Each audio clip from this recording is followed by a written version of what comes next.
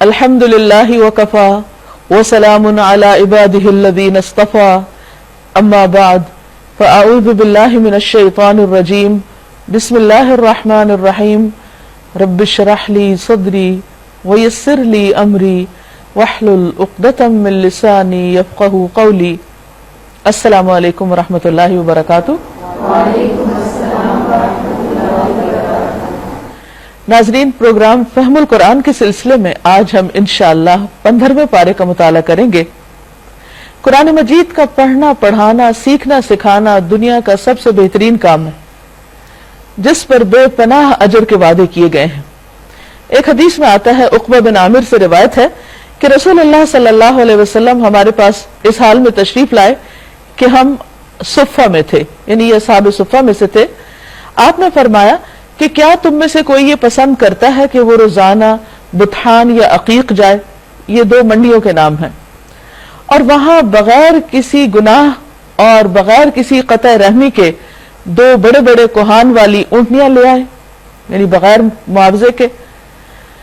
हमने अर्ज किया, अल्लाह के रसूल सल्लल्लाहु अलैहि वसल्लम, हम सब इसको पसंद करते हैं, हमें से हर एक शख्स ये चाहता है कि उसको इतना ज्यादा माल मुफ्त में मिल जाए। तो आपने फरमाया, क्या तुम में से कोई सुबह के वक्त मस्जिद की तरफ नहीं जाता कि वो अल्लाह की किताब की दो आयतें सीखे, खुद सीखे या सिखाए, यानी दोनों में से एक काम। तो ये उसके लिए दो ऊंटनियों से बेहतर हैं, और तीन से बेहतर हैं, और चार से बेहतर हैं, और इसी तरह आयतों की तादाद ऊंटनियों की तादाद से बेहतर है। अब अगर कोई आज दुनिया में हमें कहे कि तुम क्या ये पसंद करोगे कि तुम्हें हर रोज सुबह 2 रेड फरारीज मिल जाए, तो कोई शख्स सोता ना रहे और किसी भी कीमत पर उस चांस को मिस ना करे कि इतनी बड़ी दौलत। लेकिन नबी सल्लल्लाहु अलैहि वसल्लम ने उससे बड़ी दौलत किस चीज को करार दिया? 2 आयतों के सीखने को। और फिर अगर कोई ज्यादा सीखता है तो उतना ही ज्यादा अजर है। लेकिन बहुत से लोग चूंकि इस अजर से गाफिल हैं, इस अजर पर पर्दा पड़ा हुआ है, हमें नजर नहीं आता, इसलिए हम इस चीज की तरफ नहीं बढ़ते और इससे गाफिल रहते हैं। तो अल्लाह ताला से दुआ है कि वो हमें कुरान मजीद की मोहब्बत अता करे और उसका शौक अता करे, और वाकई अजर के ये सारे वादे जो अल्लाह ताला ने हमसे किए हैं वो हम पर पूरे हो जाएं, तमाम हो जाएं। आज हम सूरत बनी इसराइल शुरू करेंगे। सूरत बनी इसराइल, बिस्मिल्लाहिर्रहमानिर्रहीम। शुरू अल्लाह के नाम से जो बेइंतहा मेहरबान निहायत रहम फरमाने वाला है। सुब्हानल्लज़ी अस्रा बिअब्दिही लैलन मिनल मस्जिदिल हराम इलल मस्जिदिल अक़सा अल्लज़ी बारकना हौलहू लिनुरियहू मिन आयातिना इन्नहू हुवस समीउल बसीर। पाक है वो जो ले गया एक रात अपने बंदे को मस्जिद हराम से दूर की उस मस्जिद तक, मस्जिद अक़सा तक, जिसके माहौल को उसने बरकत दी है ताकि उसे अपनी कुछ निशानियों का मुशाहिदा कराए। हकीकत में वही है जो सब कुछ सुनने और देखने वाला है। हिजरत से कुछ अरसा कबल नबी सल्लल्लाहु अलैहि वसल्लम पर हालात बहुत तंग हो गए थे। यूं लगता था कि जैसे इस्लाम का ये काम जो शुरू हुआ है, दावत का जो ये काम है, ये आगे शायद मजीद पनप ना सके। एक अंधेरी रात की तरह हालात तंग और तारीख होते चले जा रहे थे। ऐन उस वक्त अल्लाह सुब्हानहू तआला ने नबी सल्लल्लाहु अलैहि वसल्लम को अपनी कुदरत की अजीम शान निशानियां दिखाई। और वो निशानी क्या थी कि रातों रात आपको मक्का से पहले मस्जिद अक़सा ले जाया गया, मस्जिद हराम से मस्जिद अक़सा, और फिर वहां से आपको आसमानों की सैर कराई गई और बहुत कुछ दिखाया गया। तो इसी वाक़े की तरफ अल्लाह सुब्हानहू तआला इशारा करते हुए फरमाते हैं, पाक है वो, यानी अल्लाह सुब्हानहू तआला हर कमजोरी से, हर ऐब से पाक है, उसके लिए कोई भी चीज मुश्किल नहीं। वो है जो ले गया एक रात अपने बंदे को मस्जिद हराम से मस्जिद अक़सा की तरफ, यानी ये सफर रात के वक्त हुआ था।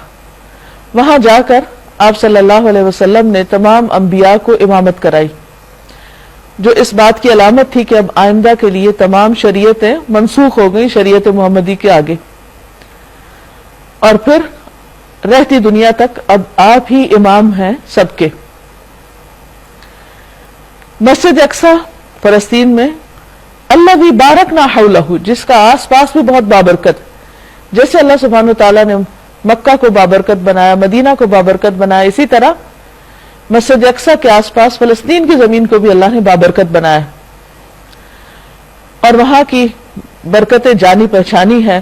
بہت سے انبیاء کا وہ مسکن رہا ہے، وہاں ان کے مقابر ہیں، اور اس کے علاوہ زمین بہت زرخیز ہے، اور اللہ سبحانہ تعالیٰ کی خاص رحمتیں ہیں اس جگہ پر کہ اس کو بھی ایک مرکز بنایا اس وقت کے لوگوں کے لیے. ایک طویل عرصے تک بیت المقدس جو تھا وہ قبلہ رہا پہلی امتوں کا. فرمایا لنریہ من آیاتنا. قرآن مجید میں اسراء کا ذکر آتا ہے نہیں جو مسجد حرام سے مسجد اقصی تک جانے کا، لیکن صحیح احادیث سے اور تواتر کے درجے کو پہنچی ہوئی احادیث سے ہمیں پتہ چلتا ہے کہ نبی صلی اللہ علیہ وسلم پھر 7 آسمانوں پر تشریف لے گئے اور اس سے اوپر سدرۃ المنتہا تک گئے. اللہ سبحانہ وتعالیٰ سے ہم کلام ہوئے اور آپ کو جنت اور دوزخ کا مشاہدہ کرایا گیا. انبیاء علیہ السلام سے ملاقات ہوئی، ابراہیم علیہ السلام سے ملاقات ہوئی. تو یہ سب کچھ اللہ سبحانہ وتعالیٰ کی طرف سے نبی صلی اللہ علیہ وسلم کے لیے ایک بہت بڑی تسلی تھی کہ آپ گھبرائے نہیں ان مشکلات سے. جب رات اپنی انتہا کو پہنچتی ہے تو وہیں سے صبح نکلتی. عام طور پر ہم کیا چاہتے ہیں کہ اندھیرا آئے بغیر ہی صبح ہو جائے، لیکن یہ اللہ کا قانون ہے کہ مشکلات کے بعد ہی آسانیاں ہوتی ہیں. بیج زمین میں جب جاتا ہے اپنا وجود ختم کر دیتا ہے، اندھیرے میں رہتا ہے، پھر اس کے بعد وہ جب ایک نئی شکل میں باہر نکلتا ہے تو آپ دیکھیے وہ کتنا پھلتا پھولتا ہے. لیکن اگر کوئی بیج اندھیرے میں جانے کے لیے تیار ہی نہ ہو اور اس قربانی کو برداشت ہی نہ کرے تو پھر وہ پھل پھول نہیں سکتا. تو اللہ سبحانہ وتعالی نعوذ باللہ نبی صلی اللہ علیہ وسلم کو کوئی ایسی تکلیف نہیں دے رہے تھے دشمنوں کے ذریعے ان کو ستا رہے تھے، بلکہ چونکہ آپ سے اور آپ کے ساتھیوں سے ایک زبردست کام لینا مقصود تھا تو اس کے لیے آپ کو پختہ کیا جا رہا تھا. اللہ کے دین کے کام کے لیے کچے پکے لوگ نہیں چاہیے ہوتے، مضبوط کردار کے مضبوط ارادے کے لوگ چاہیے ہوتے ہیں جو ہر طوفان کے سامنے کھڑے ہو سکیں. تو اس لیے خاص طور پر اس واقعے کا یہاں ذکر کیا گیا. نبی صلی اللہ علیہ وسلم کو پھر تسلی دی گئی اور اس کے کچھ عرصے کے بعد جب ہجرت ہو گئی تو پھر حالات پہلے سے بہتر ہو گئے. اگرچہ مشکلات ختم نہیں ہوئی لیکن دین کی یہ ترقی ایک نئے فیز میں داخل ہو گئی اور بالآخر اللہ نے اپنا دین نبی صلی اللہ علیہ وسلم پر تمام کر دیا اور اپنی نعمت آپ پر مکمل کر دی. نبی صلی اللہ علیہ وسلم جب معراج پر تشریف لے گئے تو آسمانوں پر مختلف انبیاء کے ساتھ آپ کی ملاقاتیں ہوئیں. جب ابراہیم علیہ السلام سے آپ کی ملاقات ہوئی تو اس کے بارے میں رسول اللہ صلی اللہ علیہ وسلم نے فرمایا جس رات مجھے معراج کرائی گئی میری ملاقات ابراہیم علیہ السلام سے ہوئی. انہوں نے کہا اے محمد صلی اللہ علیہ وسلم اپنی امت کو میری طرف سے سلام پیش کرنا اور انہیں بتانا کہ جنت کی مٹی پاکیزہ اور عمدہ ہے، اس کا پانی میٹھا ہے اور وہ ایک چٹیل میدان ہے، اور سبحان اللہ اور الحمدللہ ولا الہ الا اللہ واللہ اکبر کہنا وہاں درخت لگانا ہے. یعنی اب یہ اپنے اوپر ہے آپ کے کہ اس کو کتنا گرین کرتے ہیں اور کتنی اس کے لیے تیاری کرتے ہیں. پھر فرمایا وآتینا موسیٰ الکتاب وجعلناہ ھدی لبنی اسرائیل. ہم نے اس سے پہلے موسیٰ علیہ السلام کو کتاب دی تھی تورات، اور اسے یعنی اس کتاب کو بنی اسرائیل کے لیے ذریعہ ہدایت بنایا. وہ بھی انسانوں کی رہنمائی کے لیے آئی تھی اس دور کے لوگوں کے لیے. اس تاکید کے ساتھ یعنی اس کتاب کا سبق کیا تھا؟ اس تاکید کے ساتھ کہ میرے سوا کسی کو اپنا وکیل نہ بنانا.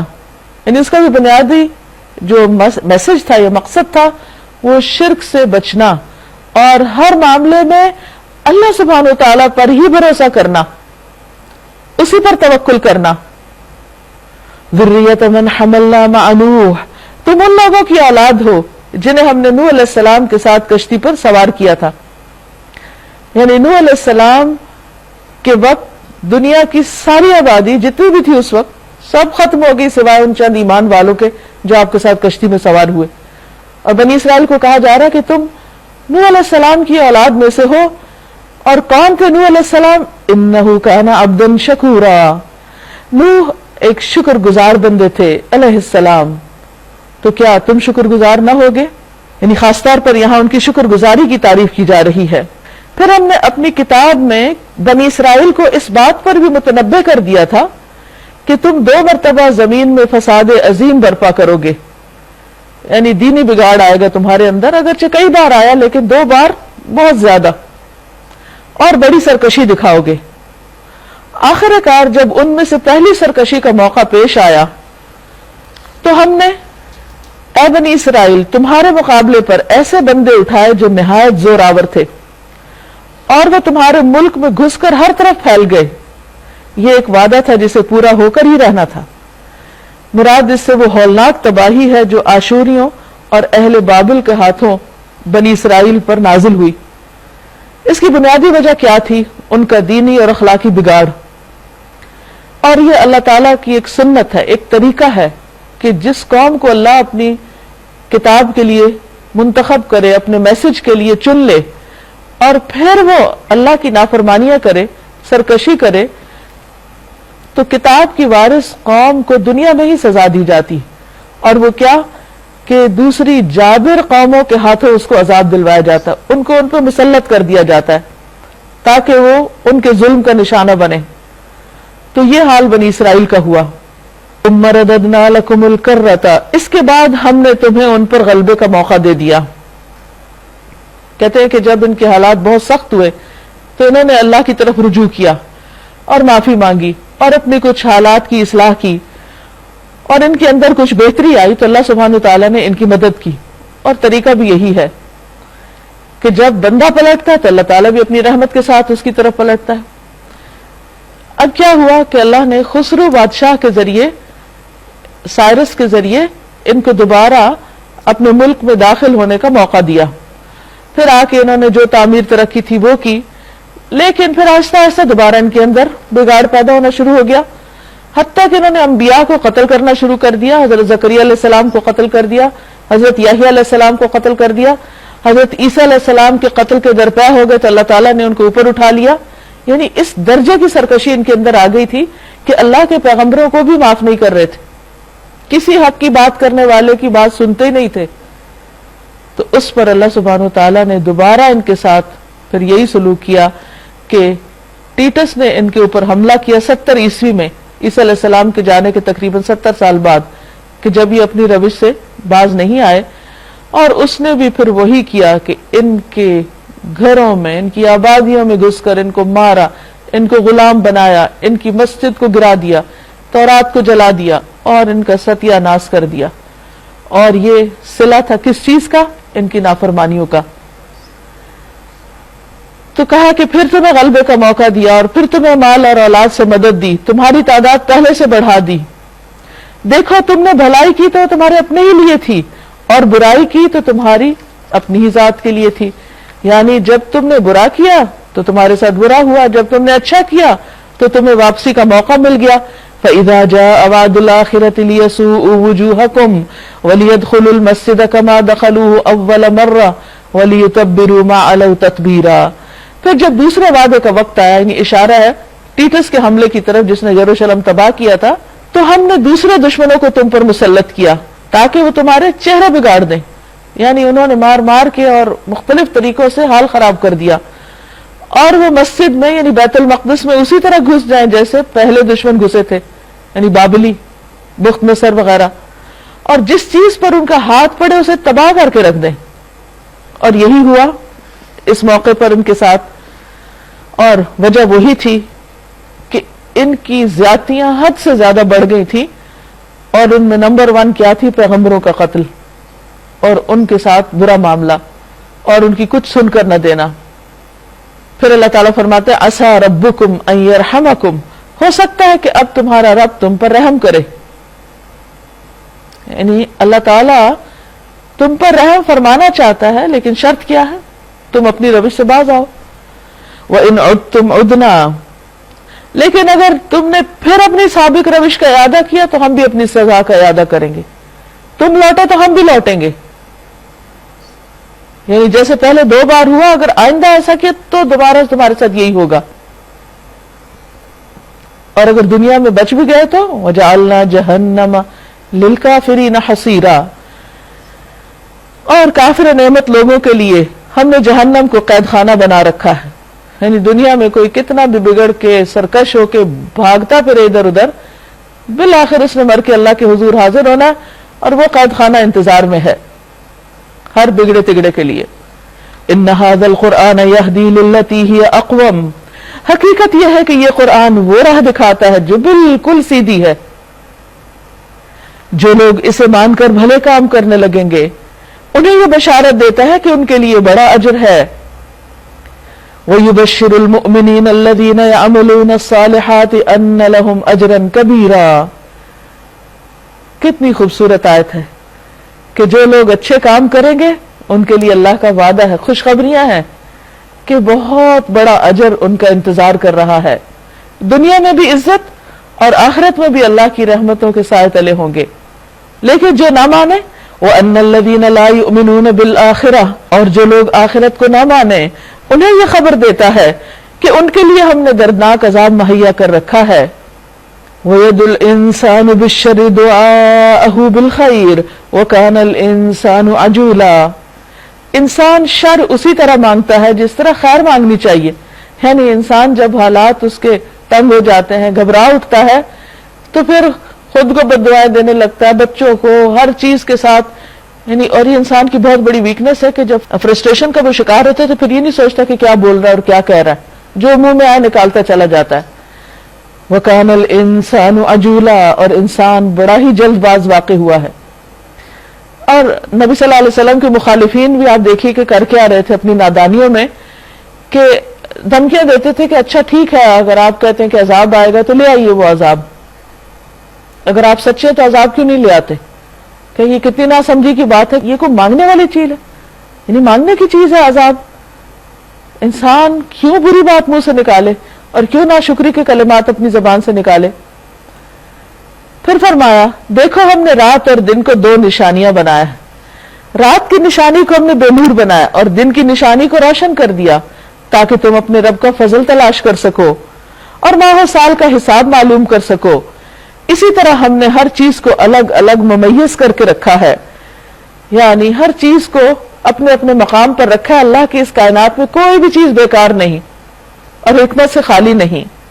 وَكُلَّ إِنسَانٍ أَلْزَمْنَاهُ طَائِرَهُ فِي عُنُقِهِ، ہر انسان کو شگون ہم نے اس کے اپنے گلے میں لٹکا رکھا ہے.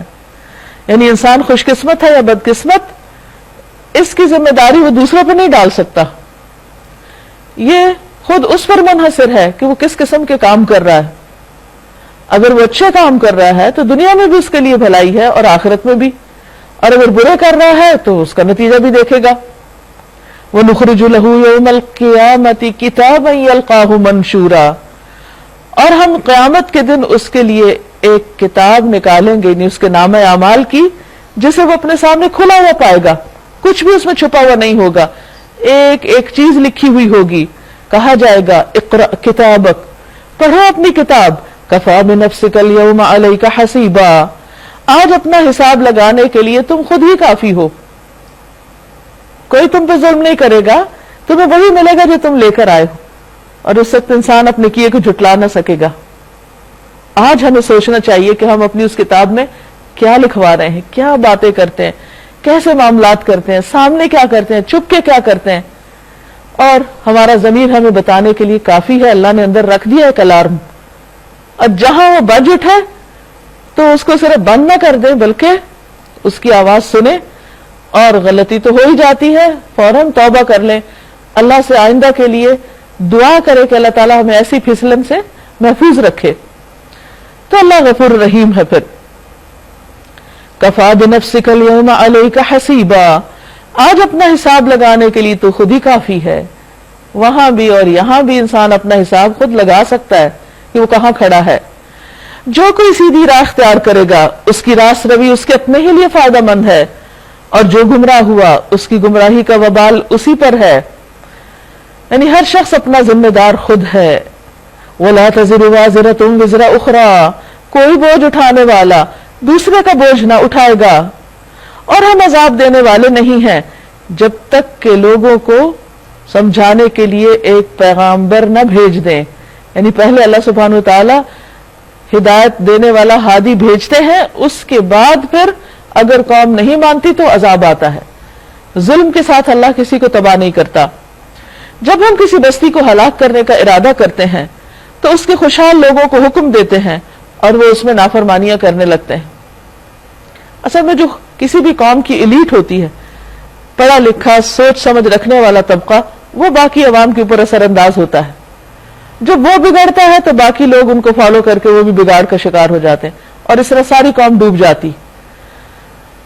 تو فرمایا کہ ان کی نافرمانیوں کی وجہ سے پھر وبال آتا ہے، تب عذاب کا فیصلہ اس بستی پہ چسپاں ہو جاتا ہے اور ہم اسے برباد کر کے رکھ دیتے ہیں. دیکھ لو کتنی ہی نسلیں ہیں جو نوح علیہ السلام کے بعد ہمارے حکم سے ہلاک ہوئیں. یہ قانون ہر جگہ کام کیا. تیرا رب اپنے بندوں کے گناہوں سے پوری طرح باخبر ہے اور سب کچھ دیکھ رہا ہے. من كان يريد العاجلة عجلنا له فيها ما نشاء لمن نريد ثم جعلنا له جهنم يصلاها مذموما مدحورا. جو کوئی عاجلہ کا یعنی جلد ملنے والی چیز کا خواہش مند ہو کہ جو وہ کرتا بس دنیا میں فوراً نتیجہ سامنے آ جائے، اسے ہم یہی دے دیتے ہیں. یعنی جس کی نیت صرف دنیا کمانا ہے وہ اسے مل جاتی ہے، جو کچھ بھی جسے دینا چاہے. یہ بھی پھر اللہ کا فیصلہ ہے. پھر اس کی قسمت میں جہنم لکھ دیتے ہیں کیونکہ اس نے آخرت کے لیے کچھ کیا ہی نہیں. جسے وہ تاپے گا ملامت زدہ اور رحمت سے محروم ہو کر، یعنی پھر اس سے بھاگ نہیں سکے گا. اور جو آخرت کا خواہش مند ہو، وَمَنْ أَرَادَ الْآخِرَةَ، جس کی نظروں کے سامنے آخرت ہو، وَسَعَى لَهَا سَعْيَهَا، اور اس کے لیے کوشش کرے جیسی کوشش کرنی چاہیے، وَهُوَ مُؤْمِنٌ، حالانکہ وہ مومن ہے، یعنی حالت ایمان میں، فَأُولَئِكَ كَانَ سَعْيُهُمْ مَشْكُورًا، ایسے لوگوں کی کوششیں قابل قدر ٹھہری گی، ان کی کوششوں کا بدلہ دیا جائے گا. تو اس سے یہ پتہ چلتا ہے کہ آخرت کا چاہنے والا بھرپور کوشش کرتا ہے. كُلًّا نُمِدُّ هَؤُلَاءِ وَهَؤُلَاءِ وَهَؤُلَاءِ مِنْ عَطَاءِ رَبِّكَ، ان کو بھی اور ان کو بھی، دونوں فریقوں کو ہم دنیا میں سامان زیست دیے جا رہے ہیں. یعنی دنیاوی زندگی کا سامان اس کو بھی ملتا ہے جو آخرت چاہتا ہے، اور اس کو بھی ملتا ہے جو دنیا چاہتا ہے. جتنا جس کی قسمت میں ہوتا ہے دنیا اس کو مل جاتی ہے. یہ تیرے رب کا عطیہ ہے، اور تیرے رب کی عطا کو روکنے والا کوئی نہیں. کوئی روک نہیں سکتا اللہ کو کہ فلاں کو نہ دے اور اس کو نہ دے. اس کے اپنے فیصلے ہیں، جس کو جو چاہے دے. مگر دیکھ لو دنیا ہی میں ہم نے ایک گروہ کو دوسرے گروہ پر کیسی فضیلت دے رکھی. یعنی آخرت کے چاہنے والے کے اندر ایک صبر و تحمل، حلم اور اچھا اخلاق ہوتا ہے، لیکن اس کے برعکس جو جلدی چاہتا ہے وہ تھوڑ دلا ہوتا ہے اور بے صبرا ہوتا ہے، اور فوراً نتیجہ چاہتا ہے، نہ ملے تو ڈپریشن میں چلا جاتا ہے. مگر دیکھ لو دنیا ہی میں ہم نے ایک گروہ کو دوسرے پر کیسی فضیلت دے رکھی ہے، اور آخرت میں اس کے درجے اور بھی زیادہ ہوں گے اور اس کی فضیلت اور بھی زیادہ بڑھ چڑھ کر ہوگی. لا تجعل مع اللہ الہا آخر، تو اللہ کے ساتھ کوئی دوسرا معبود نہ بنا، ورنہ ملامت زدہ اور بے یار و مددگار بیٹھا رہ جائے گا. یعنی یہ ہے دین کی تعلیم کا جسٹ، کہ سب سے پہلی چیز جس کی اصلاح ضروری ہے وہ یہ کہ اللہ کو ایک الہ مانا جائے. اگر یہاں سے قدم الٹا پڑ گیا کسی اور طرف، یعنی اللہ کی طرف جانے کے لیے سیدھا قدم رکھنا ہوگا، صحیح ڈائریکشن رکھنی. اگر یہاں سے پہلے قدم پر ڈائریکشن فرق ہو گئی، اللہ کے علاوہ کسی اور کو اپنی خواہشات یا اپنی سوچوں کا مرکز بنا لیا یا اس کے لیے سب کام کیے، تو پھر آئندہ خرابیاں ہی خرابیاں، پھر کوئی چیز درست نہیں ہو سکتی. تیرے رب نے فیصلہ کر دیا ہے، نمبر 1 تم لوگ کسی کی عبادت نہ کرو مگر اسی کی، یعنی ایک اللہ کی. نمبر 2 والدین کے ساتھ نیک سلوک کرو، ماں اور باپ دونوں کے ساتھ، دونوں کے پاؤں تلے جنت ہے، جیسے ایک حدیث میں آتا ہے. معاویہ اپنے والد سے روایت کرتے ہیں کہ میں ایک دن نبی صلی اللہ علیہ وسلم سے جہاد میں جانے کے بارے میں مشورہ کرنے کے لیے حاضر ہوا. آپ نے فرمایا کیا تمہارے والدین زندہ ہیں؟ انہوں نے کہا ہاں. آپ نے فرمایا پھر انہی کی خدمت کو ضروری سمجھو کیونکہ جنت ان دونوں کے قدموں کے نیچے ہے۔ عام طور پر ہم یہ سنتے ہیں کہ صرف ماں کے قدموں کے نیچے ہے، حالانکہ دونوں ہی کی اہمیت اپنی جگہ ہے۔ اگر تمہارے پاس ان میں سے کوئی ایک یا دونوں بوڑھے ہو کر رہیں، بڑھاپے میں تمہیں ان کی خدمت کی سعادت ملے تو اف تک نہ کہو، بگڑنا نہیں، کیونکہ بڑھاپے میں وہ جب ان کی ذہنی قوت اور ان کی سوچ سمجھ کمزور ہو جاتی تو بعض اوقات ان سے ایسی باتیں ہونے لگتی ہیں جن سے انسان گھبراتا ہے، دل تنگ ہوتا ہے۔ تو فرمایا کہ اف بھی نہیں کہنا، انہیں جھڑک کر جواب نہیں دینا، کیونکہ انسان بعض اوقات جیسے بچوں کے ساتھ بات کرنے کا عادی ہوتا ہے، بچے ایک سے دو بار کوئی بات کرے تو تنگ آ کے انسان ڈانٹنے لگتا ہے کہ چپ ہو جاؤ، خاموش ہو جاؤ، تو والدین کے ساتھ بچوں والا سلوک نہیں کرنا۔ رسول اللہ صلی اللہ علیہ وسلم نے فرمایا، اللہ ایسے شخص پر لعنت کرے جس نے اپنے والدین کی نافرمانی کی یا ان کو گالی دی، یعنی وہ شخص اللہ کی رحمت سے محروم ہے، اور جو اللہ کی رحمت سے محروم ہو جائے پھر اس کے لیے کیا خیر ہو سکتی۔ بلکہ ان سے احترام کے ساتھ بات کرو، یہ ہم سب پر لازم ہے کہ والدین کے ساتھ ادب، احترام کا سلوک، وہ کچھ بھی کریں، وہ زیادتی بھی کریں تو بھی ہمیں اجازت نہیں کہ ان کے ساتھ بدتمیزی کریں، کسی قیمت پر نہیں، یہ فرض کے درجے میں، اس کے لیے کوئی رخصت نہیں ہے۔ اور نرمی اور رحم کے ساتھ ان کے سامنے جھک کر رہو، یعنی عاجزی کے ساتھ معاملہ کرو، انہیں تڑی نہ دکھاؤ، دھمکیاں نہیں دو، بدتمیزی نہیں کرو، اور دعا کرو ان کے لیے، زندہ ہیں جب بھی، فوت ہو جائیں جب بھی، وَقُلْ رَبِّ ارْحَمْهُمَا وَقُلْ رَبِّ ارْحَمْهُمَا كَمَا رَبَّيَانِي صَغِيرًا، کہ اے اللہ ان پر رحم فرما جس طرح انہوں نے رحمت اور شفقت کے ساتھ مجھے بچپن میں پالا تھا، جیسے ہی میرے لیے رحیم و شفیق تھے، اللہ تو بھی ان پر رحم فرما۔ تمہارا رب خوب جانتا ہے کہ تمہارے دلوں میں کیا ہے، یعنی ماں باپ کا احترام کر رہے ہو یا نہیں، اور کر رہے تو کیوں، نہیں کر رہے تو کیوں، یا یہ کہ ان کی کچھ چاپلوسی اور خوشامد کرتے ہو تو کیا ان کا مال ہتھیانے کے لیے یا واقعی ان کا حق دینے کے لیے۔ اللہ کو سب پتہ ہے نیتوں کا حال۔ اگر تم صالح بن کر رہو، نیک بن کے رہو، تو وہ ایسے سب لوگوں کے لیے درگزر کرنے والا ہے جو اپنے قصور پر متنبہ ہو کر بندگی کے رویے کی طرف پلٹ آئے۔ نمبر 3، رشتہ دار کو اس کا حق دو، مسکین اور مسافر کو اس کا حق دو، ان کے حقوق تم پر لازم ہیں۔ اور کسی کا حق جب کوئی دیتا ہے تو وہ اس پر احسان نہیں جتا رہا ہوتا، وہ خوشی خوشی دیتا ہے، کیونکہ اسی کا نام عدل ہے، یہ اللہ کا حکم ہے۔ کیونکہ عام طور پر ان کی طرف سے ملتا کچھ نہیں یا بہت کم، جن میں نمبر 1 رشتہ دار عموماً لینے کی توقع رکھتے ہیں، تو اگر انسان اس وقت دے جب وہ دے تو پھر تو بات ختم ہو گئی، پھر تو آپ کچھ نہ اپنا فرض پورا نہیں کر پائے۔ وہ دے یا نہ دے، وہ اچھا سلوک کرے یا نہ کرے، انسان کو خود پروایکٹیولی اپنی طرف سے ان کے ساتھ اچھا کرنا ہے۔ دوسرا مسکین، وہ بیچارے بھی دینے کے قابل نہیں ہوتے، وہ بھی ہمیشہ لینے والے ہی ہوتے ہیں، تو ان کو بھی دیتے رہو، مت تنگا اور کہو کہ کب تک تمہیں کھلائیں، نہیں، اللہ نے آپ کے پاس ان کا حصہ رکھ دیا ہے تو خوشی سے ان کو دو۔ اللہ چاہتا تو ان کے پاس آپ کا حصہ رکھتا، پھر کیا ہوتا؟ تو شکر کریں کہ اللہ نے دینے والا بنایا۔ اور ابن السبیل، مسافر اپنے گھر میں کیسا بھی ہو، لیکن جب وہ اجنبی ہوتا ہے تو لوگ اس کی طرف توجہ نہیں کرتے، وہ کہتے ہیں اس سے کیا فائدہ پہنچے، یہ تو چند دن کا مہمان ہے، چلا جائے گا، تو اس کا بھی حق اس کو دو، چاہے وہ مہمان کی شکل میں مسافر یا ویسے ہی کوئی اجنبی شخص ہے جو مسافر جس سے واسطہ پڑا ہے اور وہ ضرورت مند ہے۔ وَلَا تُبَذِّرْ تَبْذِيرًا، اور فضول خرچی نہ کرو، إِنَّ الْمُبَذِّرِينَ كَانُوا إِخْوَانَ الشَّيَاطِينَ، کیونکہ فضول خرچ لوگ شیطانوں کے بھائی ہوتے ہیں، یعنی مال کو ضائع کرنے سے بچو، زیادہ ضرورت خرچ مت کرو۔ عام طور پر انسان کو جب اللہ تعالیٰ مال دیتا ہے تو انسان کے اندر بار بار اپنے ہی آپ کو سنوارنے، اپنے اوپر ہی خرچ کرنے کا شوق ہوتا ہے، اور وہ پھر کئی دفعہ نمود و نمائش کا ذریعہ بن جاتا ہے، اور اس کے ساتھ اس کا ہی بہن بھائی انتہائی مشقت میں، مصیبت میں مبتلا ہوتا ہے، اس کا دکھ درد اس کو محسوس نہیں ہوتا، یا مساکین کو وہ نہیں دیتا۔ تو اس طرح صرف اپنے اوپر ہی اور بار بار اپنے اوپر خرچ کرتے چلے جانا، یہ پھر تبذیر میں آ جاتا ہے۔ ابو عبیدین سے روایت ہے، وہ کہتے ہیں کہ میں نے عبداللہ بن مسعود سے मुबद्दिरीन के बारे में पूछा, उन्होंने कहा ये वो हैं जो नाहक खर्च करते हैं, यानी बिला जरूरत खर्च करते हैं।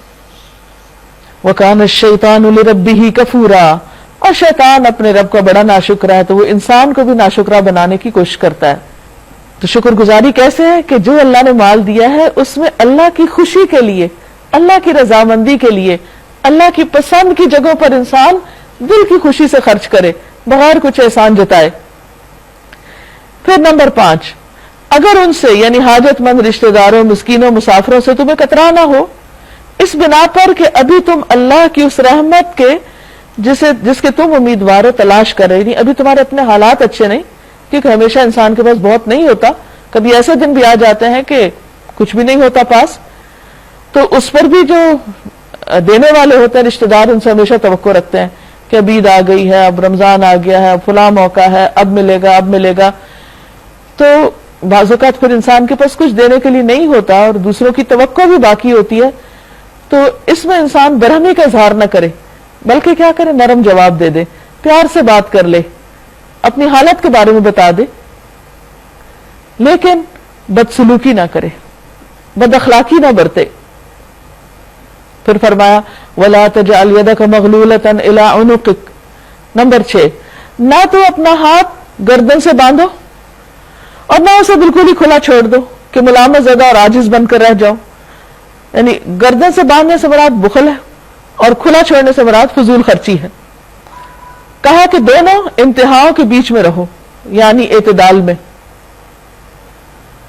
इन्ना रब्बका यबसुतुर रिज़्क़ लिमन यशाअ व यक़दिर, तेरा रब जिसके लिए चाहता है रिज़्क़ को शादा करता है और जिसके लिए चाहता है तंग कर देता है।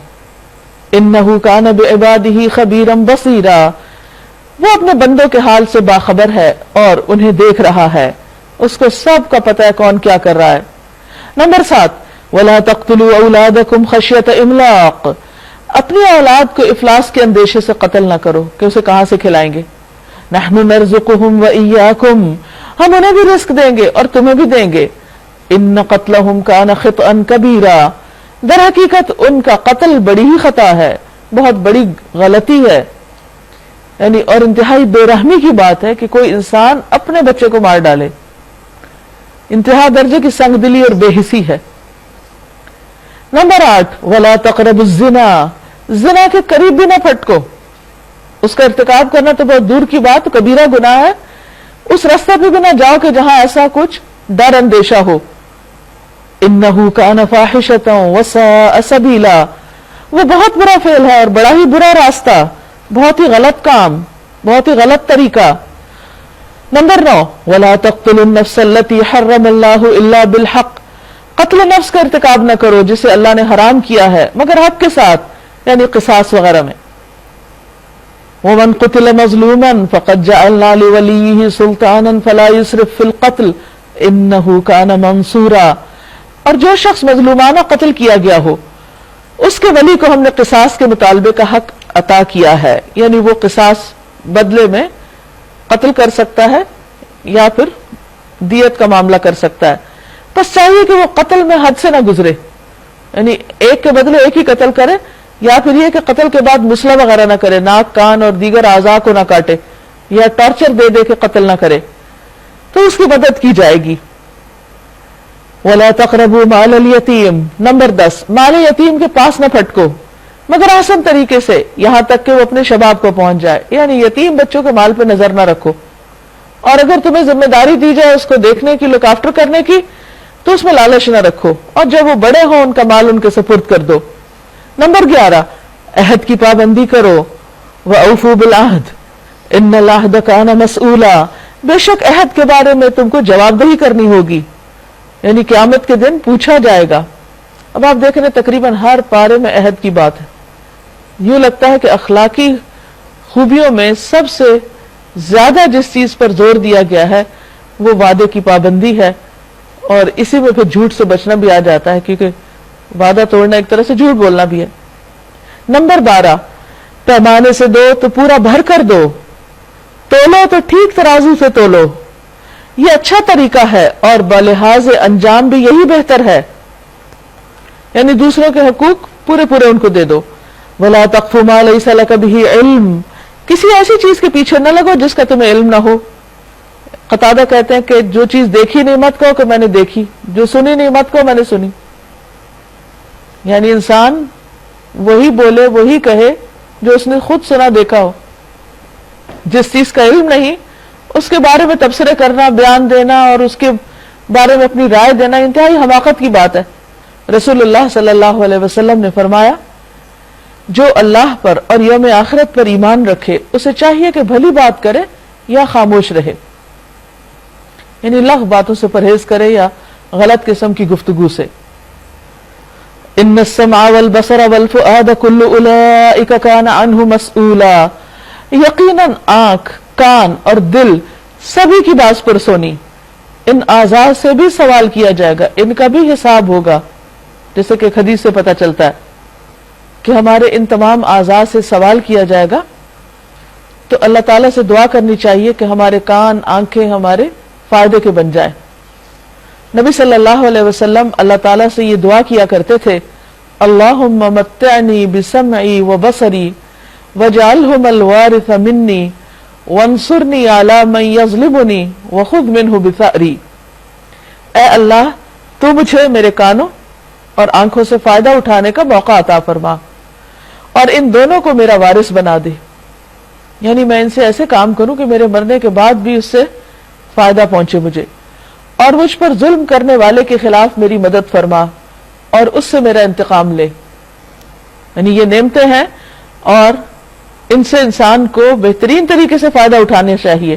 نبی صلی اللہ علیہ وسلم دعا مانگا کرتے تھے کہ اللہ تعالیٰ میں اپنے ان اعضاء سے بہترین فائدہ اٹھا سکوں۔ وَلَا تَمْشِ فِي الْأَرْضِ مَرَحًا، نمبر 14، زمین میں اکڑ کر نہ چلو۔ نہ تو تم زمین کو پھاڑ سکتے ہو، نہ پہاڑوں کی بلندی کو پہنچ سکتے ہو۔ یعنی انسان ہے وہی جو ہے، صرف اکڑ کے چلنے سے وہ بڑا نہیں ہو سکتا، اور یہ تکبر کی بھی علامت ہوتی ہے، تو اس سے بچنا چاہیے۔ تو انسان کی جو پسندیدہ صفات ہے اللہ تعالیٰ کو، وہ اس کی عجز و انکساری ہے، اس کی بندگی ہے۔ ان امور میں سے ہر ایک کا برا پہلو تیرے رب کے نزدیک ناپسندیدہ ہے، یعنی ان میں سے جو جو چیزیں اللہ نے منع کی ہیں وہ اللہ کو سخت ناپسند ہیں۔ اللہ تعالیٰ کو اچھا نہیں لگتا کہ کوئی اس کے حکم کی نافرمانی کرے۔ گویا اگر یہ سب کچھ جاننے کے بعد انسان وہی کر رہا ہے جو پہلے کرتا ہے، تو وہ اللہ کی ناپسند کے کام کر رہا ہے۔ ذَلِكَ مِمَّا أَوْحَى إِلَيْكَ رَبُّكَ مِنَ الْحِكْمَةِ، یہ وہ حکمت کی باتیں ہیں جو تیرے رب نے تجھ پر وحی کی ہیں۔ یہ سارے احکامات جو دیے گئے ہیں یہ حکمت سے تعلق رکھتے ہیں، تو جو شخص ان پر عمل کرنے کے قابل ہو جائے اس کو حکمت مل گئی۔ اور دیکھ اللہ کے ساتھ کوئی دوسرا معبود نہ بنا بیٹھ۔ اختتام پر پھر یہی بات کی گئی کہ شرک نہ کرنا، ورنہ تو جہنم میں ڈال دیا جائے گا ملامت زدہ اور ہر بھلائی سے محروم ہو کر۔ کیسی عجیب بات ہے کہ تمہارے رب نے تمہیں تو بیٹوں سے نوازا اور خود اپنے لیے ملائکہ کو بیٹیاں بنا لیا، یعنی اہل مکہ جو کہا کرتے تھے اس کے مطابق۔ بڑی جھوٹی بات ہے تم لوگ جو زبانوں سے نکالتے ہو۔ وَلَقَدْ صَرَّفْنَا فِي هَذَا الْقُرْآنِ لِيَذَّكَّرُوا وَمَا يَزِيدُهُمْ إِلَّا نُفُورًا، ہم نے اس قرآن میں طرح طرح سے لوگوں کو سمجھایا کہ ہوش میں آئیں، مگر وہ حق سے اور زیادہ دور ہی بھاگے جا رہے ہیں، یعنی بجائے اس کے کہ ہدایت کی طرف آئیں اور دور جا رہے ہیں۔ اے محمد صلی اللہ علیہ وسلم ان سے کہیے اگر اللہ کے ساتھ دوسرے خدا بھی ہوتے جیسا کہ یہ لوگ کہتے ہیں تو وہ مالک کے عرش کے مقام تک پہنچنے کی کوشش کرتے، وہ زمین پہ نہ رہتے، پھر وہ اوپر جانے کی کوشش کرتے۔ پاک ہے وہ اور بہت بالا و برتر ان باتوں سے جو یہ لوگ کر رہے ہیں، اس کی پاکی تو ساتوں آسمان اور زمین اور وہ ساری چیزیں بیان کر رہی ہے جو آسمان اور زمین میں ہیں۔ کوئی چیز ایسی نہیں جو اس کی حمد کے ساتھ اس کی تسبیح نہ کر رہی ہو۔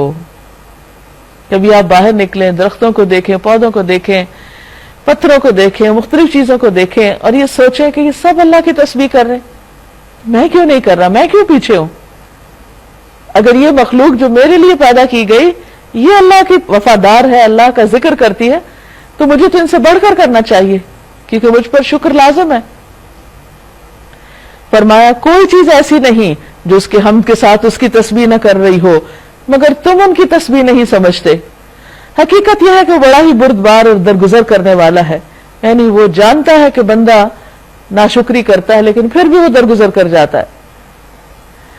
جب تم قرآن پڑھتے ہو تو ہم تمہارے اور آخرت پر ایمان نہ لانے والوں کے درمیان ایک پردہ حائل کر دیتے ہیں. ان سین چیز ہوتی ہے کہ قلبی ڈسٹنس یا ایک دل کی دوری ہوتی ہے کہ بات دوسرے کے دل تک پہنچتی نہیں, وہ اسے ایکسپٹ نہیں کرتے اور ان کے دلوں پر ایسا خلاف چڑھا دیتے ہیں کہ وہ کچھ نہیں سمجھتے اور ان کے کانوں میں گرانی پیدا کر دیتے ہیں.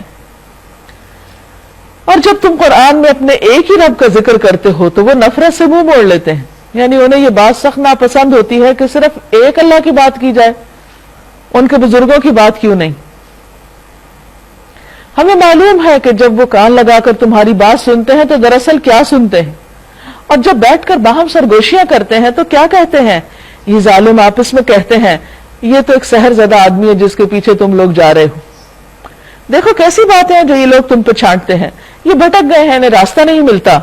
وہ کہتے ہیں جب ہم صرف ہڈیاں اور خاک ہو کر رہ جائیں گے کیا ہم نئے سرے سے پیدا کر کے اٹھائے جائیں گے. ان سے کہو تم پتھر یا لوہا بھی ہو جاؤ یا اس سے بھی زیادہ سخت کوئی چیز جو تمہارے ذہن میں قبول حیات سے بعید تر ہو کہ پھر نہ بنے, پھر بھی تم اٹھ کر رہو گے. دیکھیے کہ اگر انسان غور کرے تو ہر روز انسان کے جسم کے اندر کے لاکھوں سیل مرتے ہیں جن کو ہم ڈیڈ سکن, ڈیڈ سیلز کہتے ہیں, اور ان کی جگہ نئے پیدا بھی ہو جاتے ہیں. تو موت اور زندگی کا یہ عمل تو اس وقت بھی ہمارے ساتھ چل رہا ہے. یہ تھوڑی ہوتا ہے کہ جو ڈیڈ سیل ختم ہو جائے پھر دوبارہ کوئی نہیں. جب تک ہم زندہ دوبارہ پیدا ہوتے رہتے ہیں اور چند سالوں کے بعد ہمارا پورا جسم ریپلیس ہو چکا ہوتا ہے. یہ تجربات غیر محسوس طریقے سے یہاں بھی ہو رہا ہے لیکن ہم سمجھتے نہیں اس بات کو. تو جس رب نے پہلی دفعہ پیدا کیا وہ دوبارہ کیوں نہیں پیدا کرے گا؟ اس میں مشکل کیا ہے اس ایمان لانے میں؟ وہ ضرور پوچھیں گے کون ہے وہ جو ہمیں پھر زندگی کی طرف پلٹا لائے گا. جواب میں کہیے وہی جس نے تم کو پہلی بار پیدا کیا. وہ سر ہلا ہلا کر پوچھیں گے اچھا تو یہ ہوگا کب؟ یعنی اب اصل بات چھوڑ کے ایک اور بات پکڑ لی. آپ کہیے کیا عجب وہ وقت قریب ہی آ لگا ہو. اللہ نے کسی کو بھی نہیں بتایا کہ قیامت کس دن آنی. جس روز وہ تمہیں پکارے گا تو تم اس کی حمد کرتے ہوئے اس کی پکار کے جواب میں نکل آؤ گے.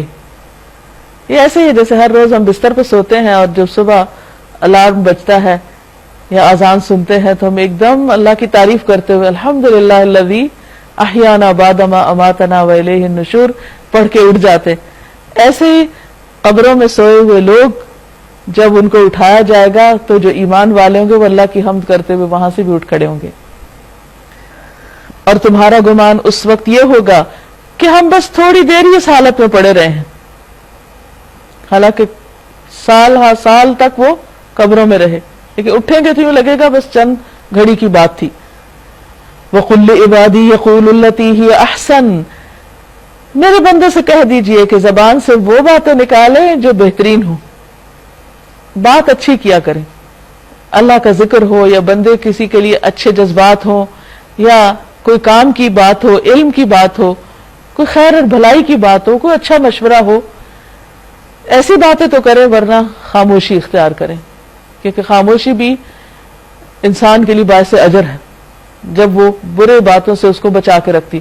خصوصاً ایسے مواقع پہ انسان کو بہت ہوشیار ہو جانا چاہیے, اپنے آپ کو کنٹرول کر لینا چاہیے جہاں انسان کی زبان کے پھسلنے کا ڈر ہو اور غلط باتیں منہ سے نکل سکتی ہوں, جسے بہت غصے کا عالم ہو یا بہت غم اور رنج ہو, تو بہتر یہ کہ انسان اپنی زبان کنٹرول رکھے, ورنہ منہ سے نکالے تو اچھی بات اللہ کے بارے میں, رسول صلی اللہ علیہ وسلم کے بارے میں, لوگوں کے بارے میں کیا گھستا ہے انسان کا اگر انسان اپنی زبان سے اچھی باتیں کرے. نبی صلی اللہ علیہ وسلم نے فرمایا تم حسن خلق اور طویل خاموشی کو لازم پکڑو. اس ذات کی قسم جس کے ہاتھ میں میری جان ہے, مخلوقات نے ایسا کوئی عمل نہیں کیا جو ان دو نیکیوں کے برابر ہو. یعنی اگر کوئی اچھی بات کرنے کی نہ ہو تو پھر انسان خاموشی اختیار کرے, اور جب خاموش رہتا ہے تو بہت سارے فتنوں اور لغزشوں سے بچا رہتا ہے.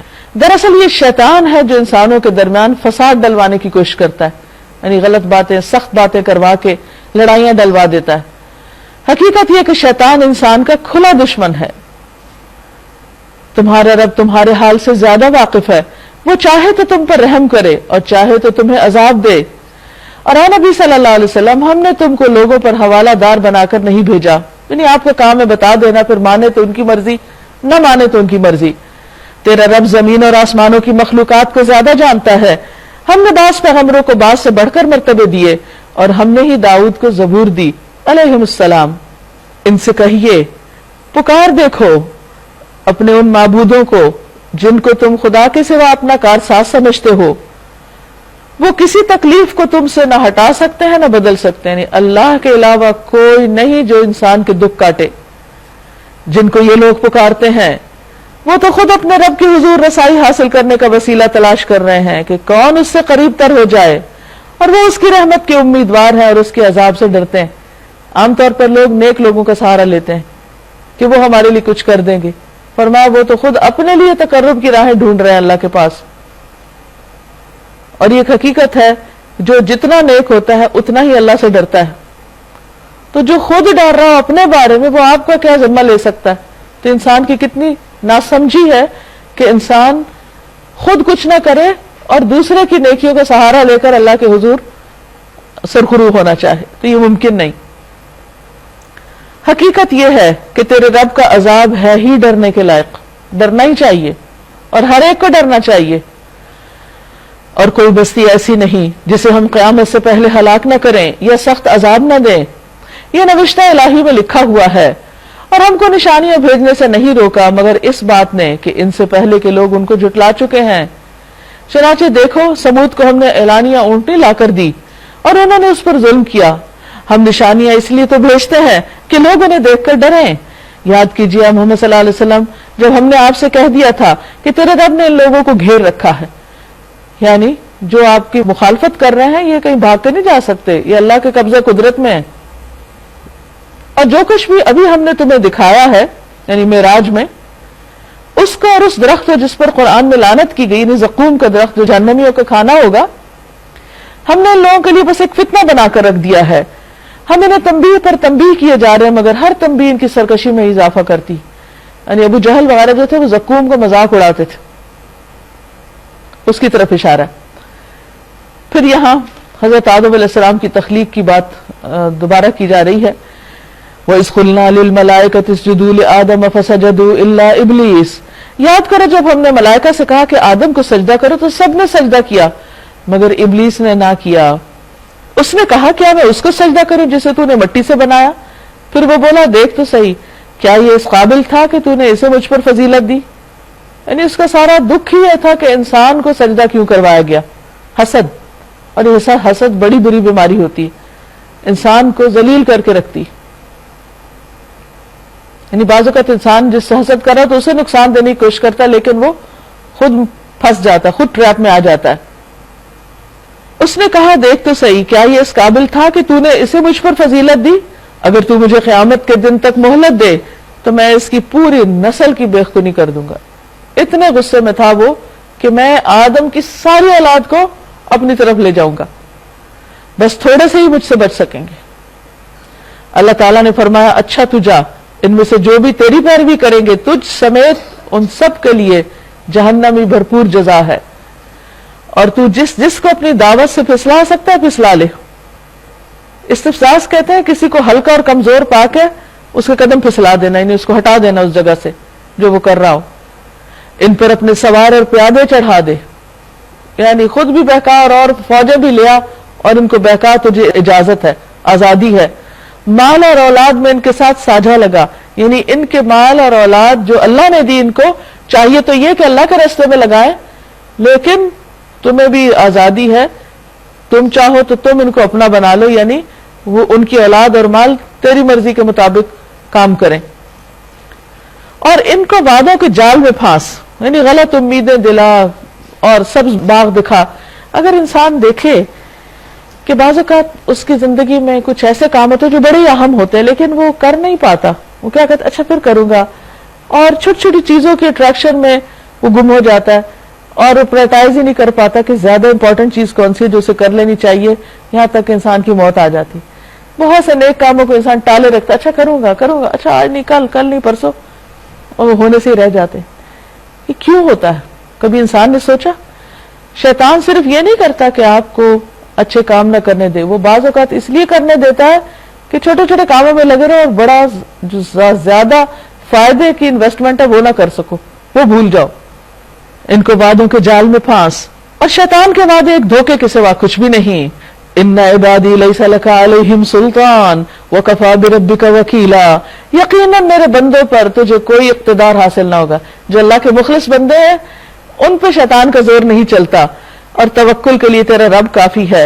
यानी बंदों को फिर शैतान के हमलों से बचने के लिए अल्लाह पे भरोसा करना चाहिए, अल्लाह का दामन थामना चाहिए। तुम्हारा हकीकी रब तो वो है जो समुंदर में तुम्हारी कश्ती चलाता है ताकि तुम उसका फजल तलाश करो। हकीकत यह है कि वो तुम्हारे हाल पर निहायत मेहरबान है। जब समुंदर में तुम पर मुसीबत आती है तो उस एक के सिवा दूसरे जिनको तुम पुकारते हो वो सब गुम हो जाते हैं, यानी सारे बुत तुम्हें और सारे मददगार भूल जाते हैं। मगर जब वो बचाकर तुमको खुशकी पर पहुंचा देता है तो तुम उससे मुंह मोड़ जाते हो। इंसान वाकई बड़ा नाशुक्रा है। अच्छा, तो क्या तुम इस बात से बिल्कुल बेखौफ हो कि खुदा खुशकी पर ही तुमको जमीन में धंसा दे? यानी तुम भाग के जा कहां रहे हो, वहां भी पकड़ हो सकती है, या तुम पर पथराव करने वाली आंधी भेज दे और तुम उससे बचाने वाले कोई हिमायती ना पाओ। और क्या तुम्हें इसका कोई अंदेशा नहीं कि खुदा फिर किसी वक्त समुंदर में तुम्हें ले जाए, यानी जहां से बच के निकले वहीं चले जाओ फिर, और तुम्हारी नाशुक्री के बदले तुम पर सख्त तूफानी हवा भेजकर तुम्हें गर्क कर दे, और तुमको कोई ऐसा ना मिले जो उससे तुम्हारे अंजाम के बारे में पूछ गुछ कर सके। ये तो हमारी इनायत है कि हमने बनी आदम को बुजुर्गी दी, उन्हें खुशकी और तरी में सवारियां अता की, उनको पाकीज़ा चीजों से रिस्क अता किया, और अपनी बहुत सी मखलूकात पर नुमाया फौकियत बख्शी। इंसान को अक्ल की वजह से, शक्ल की वजह से, हाल अहवाल डोल डील की वजह से, उसकी ग़िज़ाई चॉइसेस की वजह से, बहुत सी चीजें ऐसी हैं जिसमें इंसान बाकी सारी मखलूकात में ज्यादा नुमाया है, फौकियत रखता है।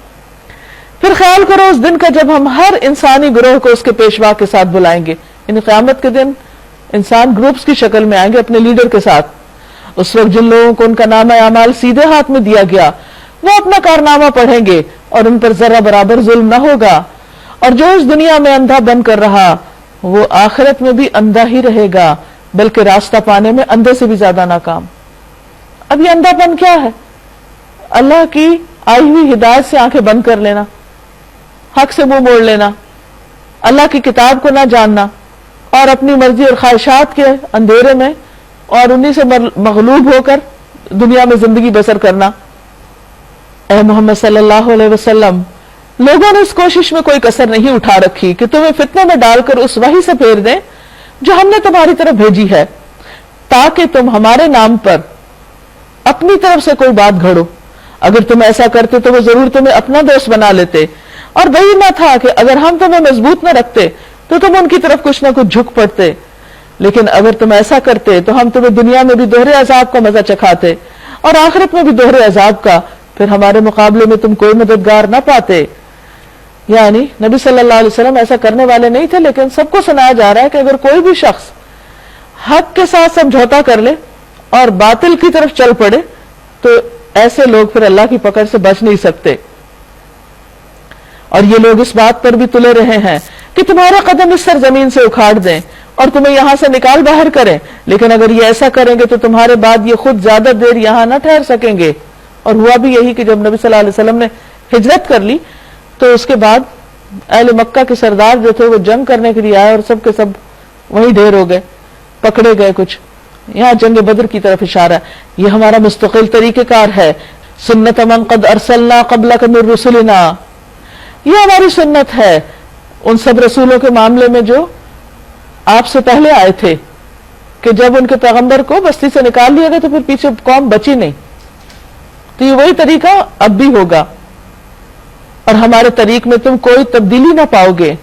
अक़िमिस्सलात लिदुलूकी शम्सी इला ग़सक़िल लैल व क़ुरआनल फ़ज्र इन्न क़ुरआनल फ़ज्रि कान मशहूदा।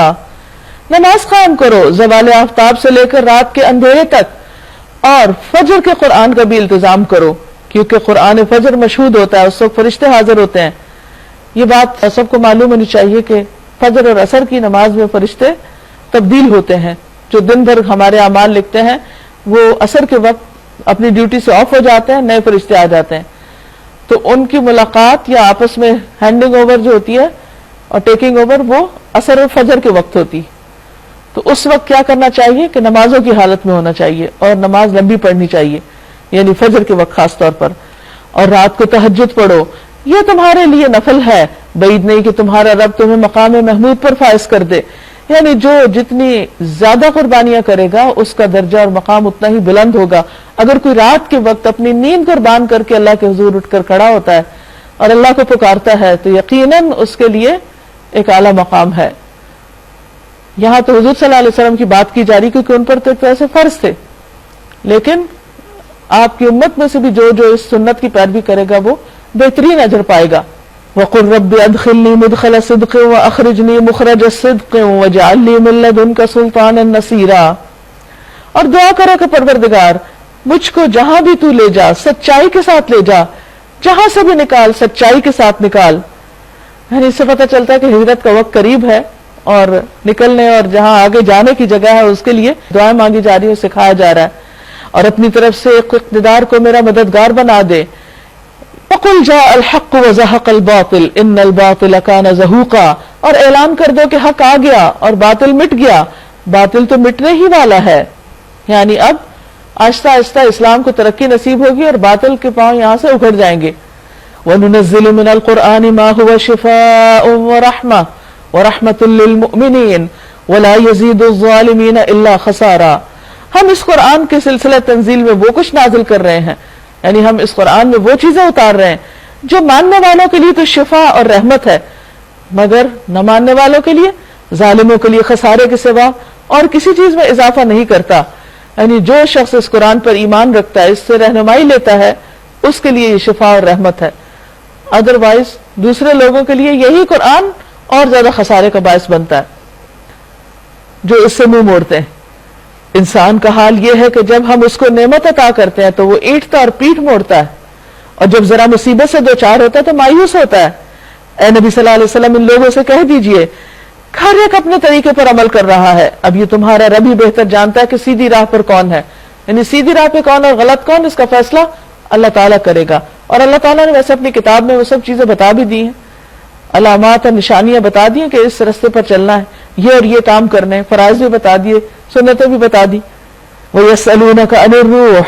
یہ لوگ تم سے روح کے بارے میں پوچھتے ہیں، کہیے یہ روح میرے رب کے حکم سے آتی ہے، مگر تمہیں علم میں سے بہت کم دیا گیا ہے.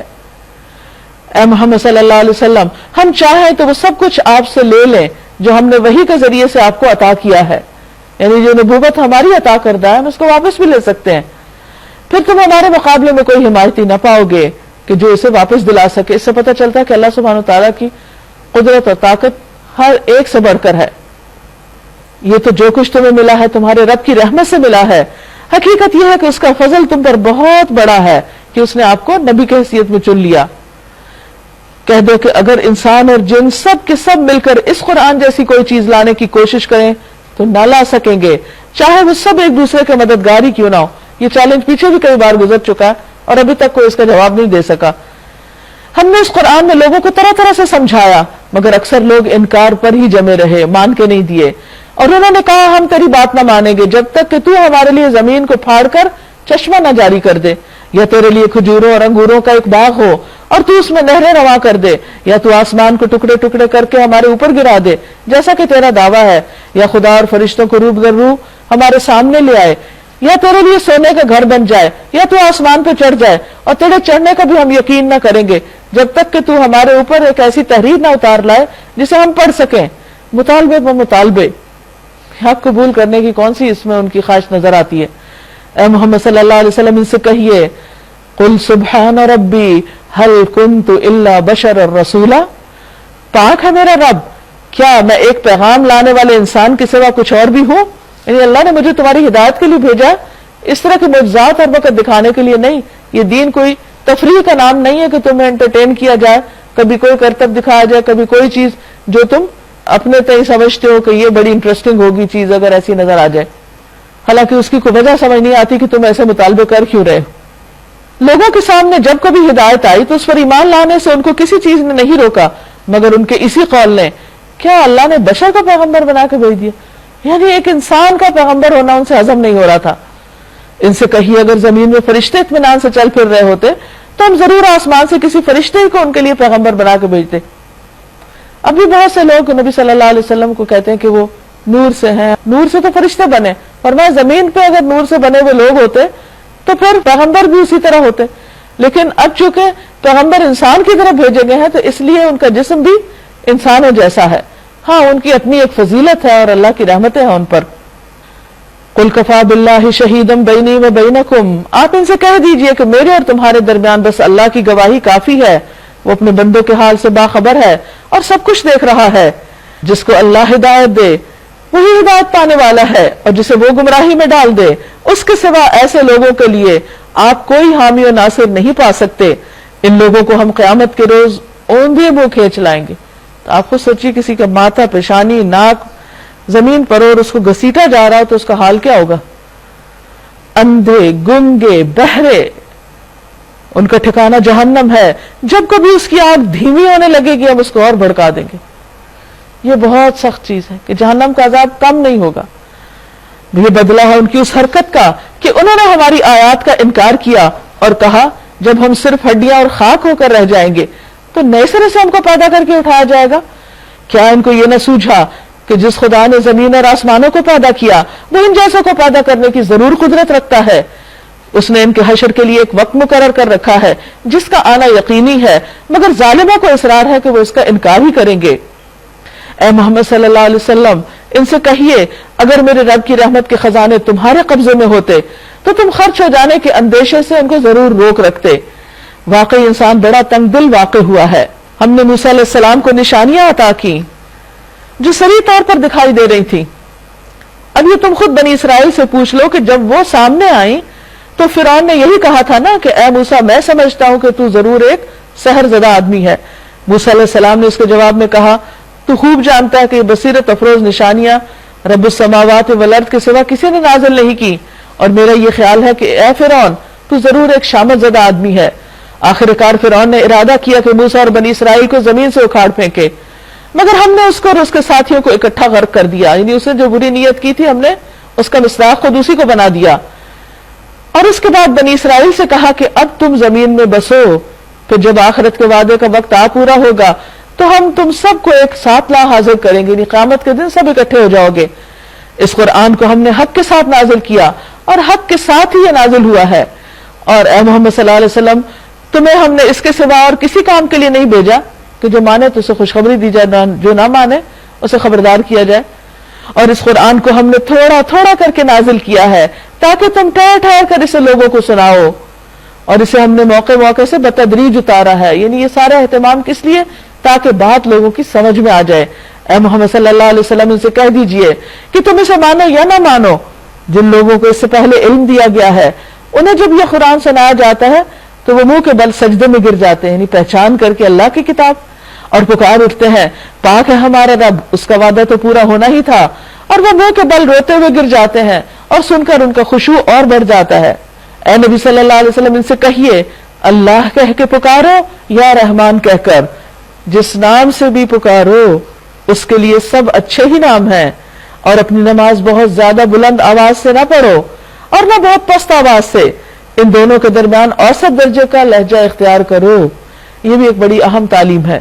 اور کہو تعریف ہے اس خدا کے لیے جس نے کسی کو بیٹا نہیں بنایا اور نہ کوئی بادشاہی میں اس کا شریک ہے، اور نہ وہ عاجز ہے کہ اس کا کوئی پشتبان ہو، اس کا کوئی مددگار ہو. اور اس کی بڑائی بیان کرو، کمال درجے کی بڑائی. وَكَبِّرْهُ تَكْبِيرًا. سورۃ الکہف. بسم اللہ الرحمن الرحیم. الحمد للہ الذی انزل علی عبدہ الکتاب ولم یجعل لہ عوجا. شروع اللہ کے نام سے جو بے انتہا مہربان نہایت رحم فرمانے والا ہے. سورۃ الکہف قرآن پاک کے تقریباً نصف میں آتی ہے اور بہت اہم صورتوں میں سے ہے. ہر جمعہ کو اس کو پڑھنے کی تلقین کی گئی ہے. اسی طرح اس کی پہلی آیات اور آخری 10 آیات کو یاد کرنے کا بھی حکم دیا گیا ہے کیونکہ وہ انسان کو فتنہ دجال کے نقصان سے بچائیں گی، جیسا کہ احادیث میں آتا ہے. رسول اللہ صلی اللہ علیہ وسلم نے فرمایا جس نے سورۃ کہف کی تلاوت کی جس طرح وہ نازل ہوئی ہے، یعنی صحیح پروننسیشن کے ساتھ اور پوری، تو یہ پڑھنے والے کے لیے قیامت کے دن اس کی اقامت گاہ سے مکہ تک نور کا سبب بنے گی. سارا دور دور تک روشنی روشنی ہوگی. اور جس نے سورہ کی آخری 10 آیات پڑھی اور پھر دجال نکل آیا تو وہ اسے کوئی نقصان نہ دے سکے گا۔ اسی طرح ابتدائی 10 آیات بھی دجال کے فتنے سے بچاتی ہیں۔ نبی صلی اللہ علیہ وسلم نے فرمایا جو آدمی سورۃ کہف کی ابتدائی 10 آیات یاد کر لے گا، یعنی زبانی یاد کر لے گا، میمورائز کر لے گا، وہ دجال کے فتنے سے محفوظ رہے گا۔ یعنی اگر اس کی زندگی میں دجال آ بھی گیا تو وہ اس کو کوئی نقصان نہیں دے گا، اس کا ایمان سلامت رہے گا۔ تعریف اللہ کے لیے ہے جس نے اپنے بندے پر یہ کتاب نازل کی، یعنی اس کتاب کے نزول کی وجہ سے اللہ کی تعریف، اللہ کا شکر کہ اس نے ہمیں بھٹکتا نہیں چھوڑ دیا اور ہمیں رہنمائی دی، اور اس میں کوئی ٹیڑھ نہ رکھی، ٹھیک ٹھیک سیدھی بات کہنے والی کتاب، صاف سمجھ میں بھی آتی ہے، تاکہ وہ لوگوں کو خدا کے سخت عذاب سے خبردار کر دے۔ یہ ہے اس کتاب کے آنے کا مقصد، اور ایمان لا کر نیک عمل کرنے والوں کو خوشخبری دے دے کہ ان کے لیے اچھا اجر ہے جس میں وہ ہمیشہ رہیں گے، اور ان لوگوں کو ڈرا دے جو کہتے ہیں اللہ نے کسی کو بیٹا بنایا ہے۔ اس میں یہود، نصارہ، مشرکین سبھی شامل ہیں، تو ان کو خبردار کیا جا رہا ہے کہ اس کام سے، اس سوچ سے، اس اعتقاد سے باز آ جاؤ۔ اس بات کا نہ انہیں کوئی علم ہے اور نہ ان کے باپ دادا کو تھا۔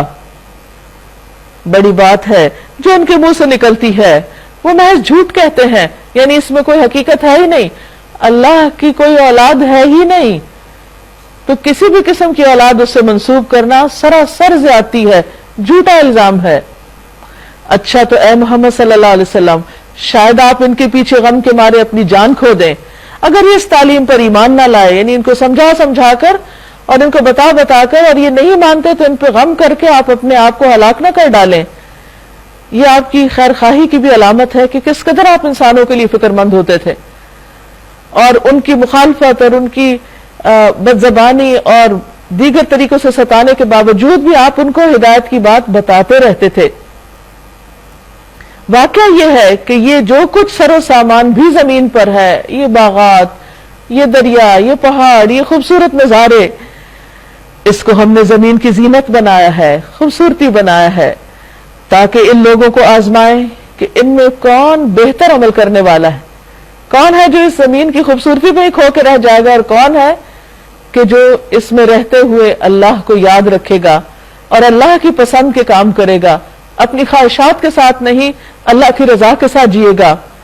آخر کار اس سب کو ہم چٹیل میدان بنا دینے والے ہیں، یعنی قیامت کے دن حشر کا میدان جب یہ زمین بنے گی تو بالکل میدے کی روٹی کی طرح سفید سٹریٹ ہو جائے گی۔ تو گویا ہم سب اس دنیا میں ایک امتحان میں ہیں، ہمیں آزمایا جا رہا ہے کہ ہم میں سے کون اچھے کام کرتا ہے۔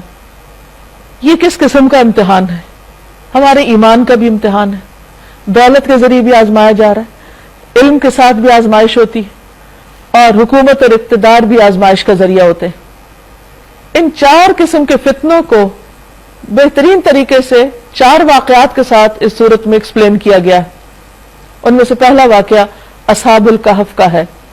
فرمایا ام حسبت ان اصحاب الکہف والرقیم کانوا من آیاتنا عجبا، کیا تم سمجھتے ہو کہ غار اور قطبے والے ہماری کوئی بڑی عجیب نشانیوں میں سے تھے؟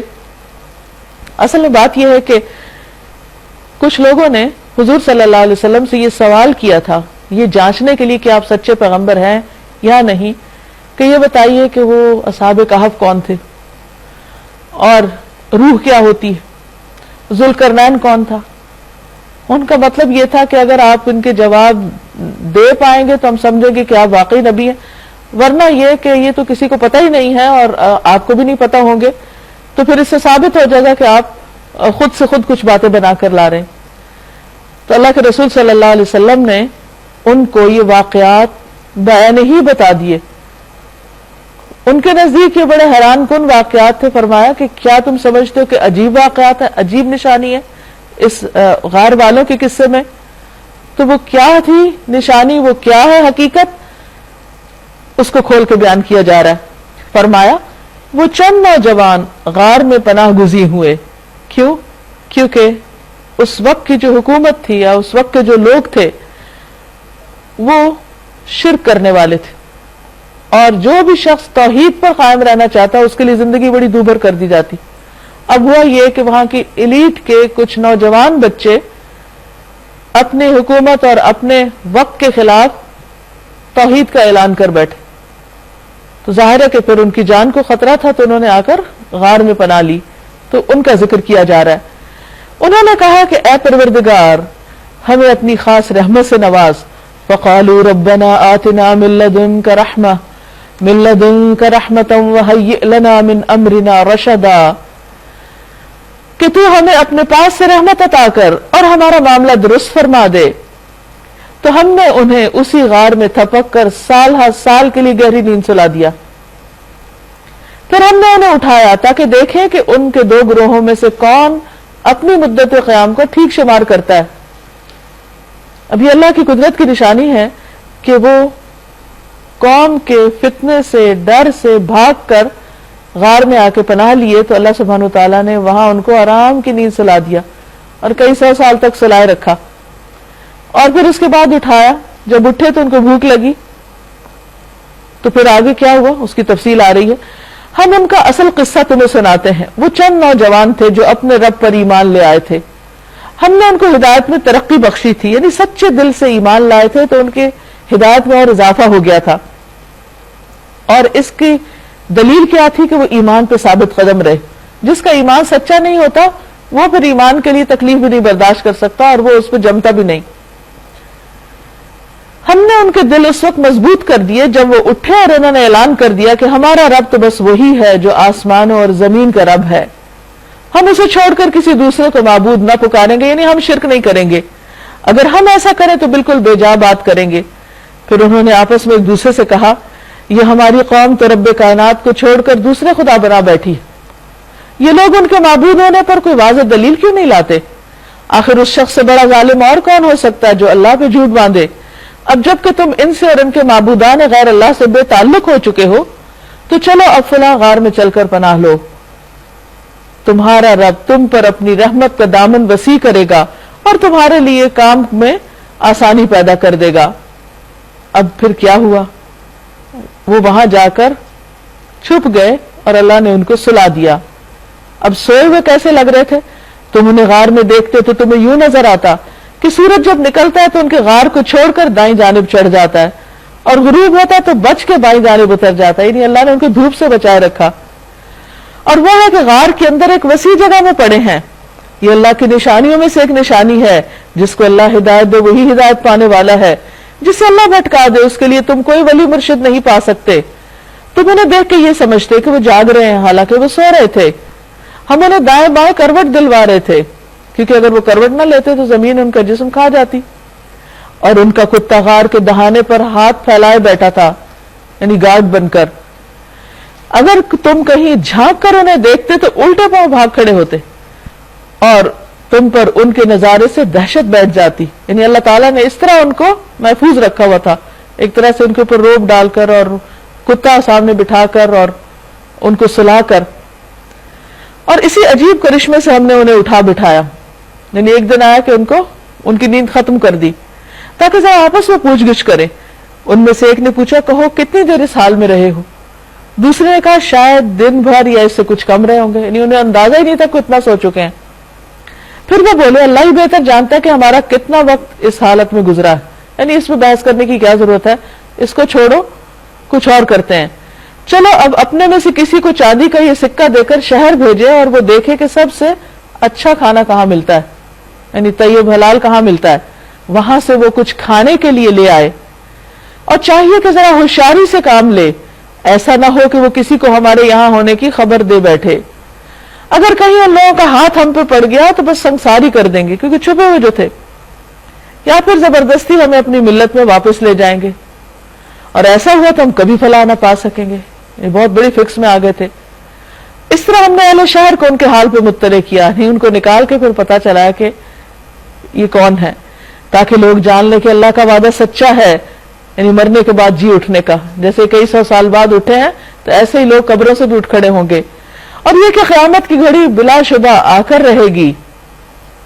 کہا یہ جاتا ہے کہ وہاں پر قیامت اور آخرت کے سلسلے میں لوگوں میں بڑی زور شور سے بحث چھڑی ہوئی تھی کہ قیامت ہے بھی یا نہیں اور دوبارہ اٹھنا بھی ہوگا یا نہیں. تو اللہ تعالیٰ نے ان لوگوں کو اس وقت میں اٹھایا جب ان کے ذریعے لوگوں کو ایک اور چیز کی ہدایت مل گئی. اور جب اصل سوچنے کی بات یہ تھی اور اس واقعے سے سبق لینے کی ضرورت تھی تو انہوں نے کیا کیا؟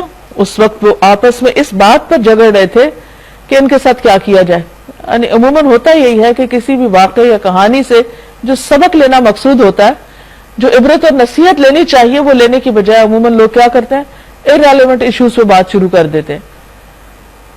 تو وہ اب یہ بحث کرنے لگے کہ اب ان کے ساتھ کیا جائے. ہوا یہ کہ جب وہ لوگوں کو ان کا حال کا پتہ چلا تو وہ واپس اپنی غار میں پہنچے اور اس کے بعد دوبارہ سو گئے, نہیں ان پر موت آ گئی.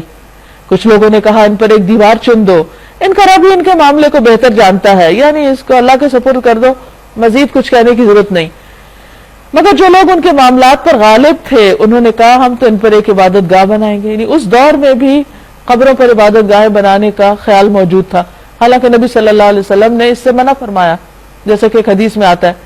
حضرت عائشہ سے روایت ہے کہ ام حبیبہ اور ام سلمہ رضی اللہ عنہما نے رسول اللہ صلی اللہ علیہ وسلم سے ایک گرجا کا ذکر کیا جس کو انہوں نے حبشہ میں دیکھا تھا اور اس میں تصویریں لگی ہوئی تھی. رسول اللہ صلی اللہ علیہ وسلم نے فرمایا ان لوگوں کا یہی حال تھا کہ جب کوئی ان میں سے مر جاتا تو وہ لوگ اس کی قبر پر مسجدیں بناتے اور وہیں تصویر بناتے.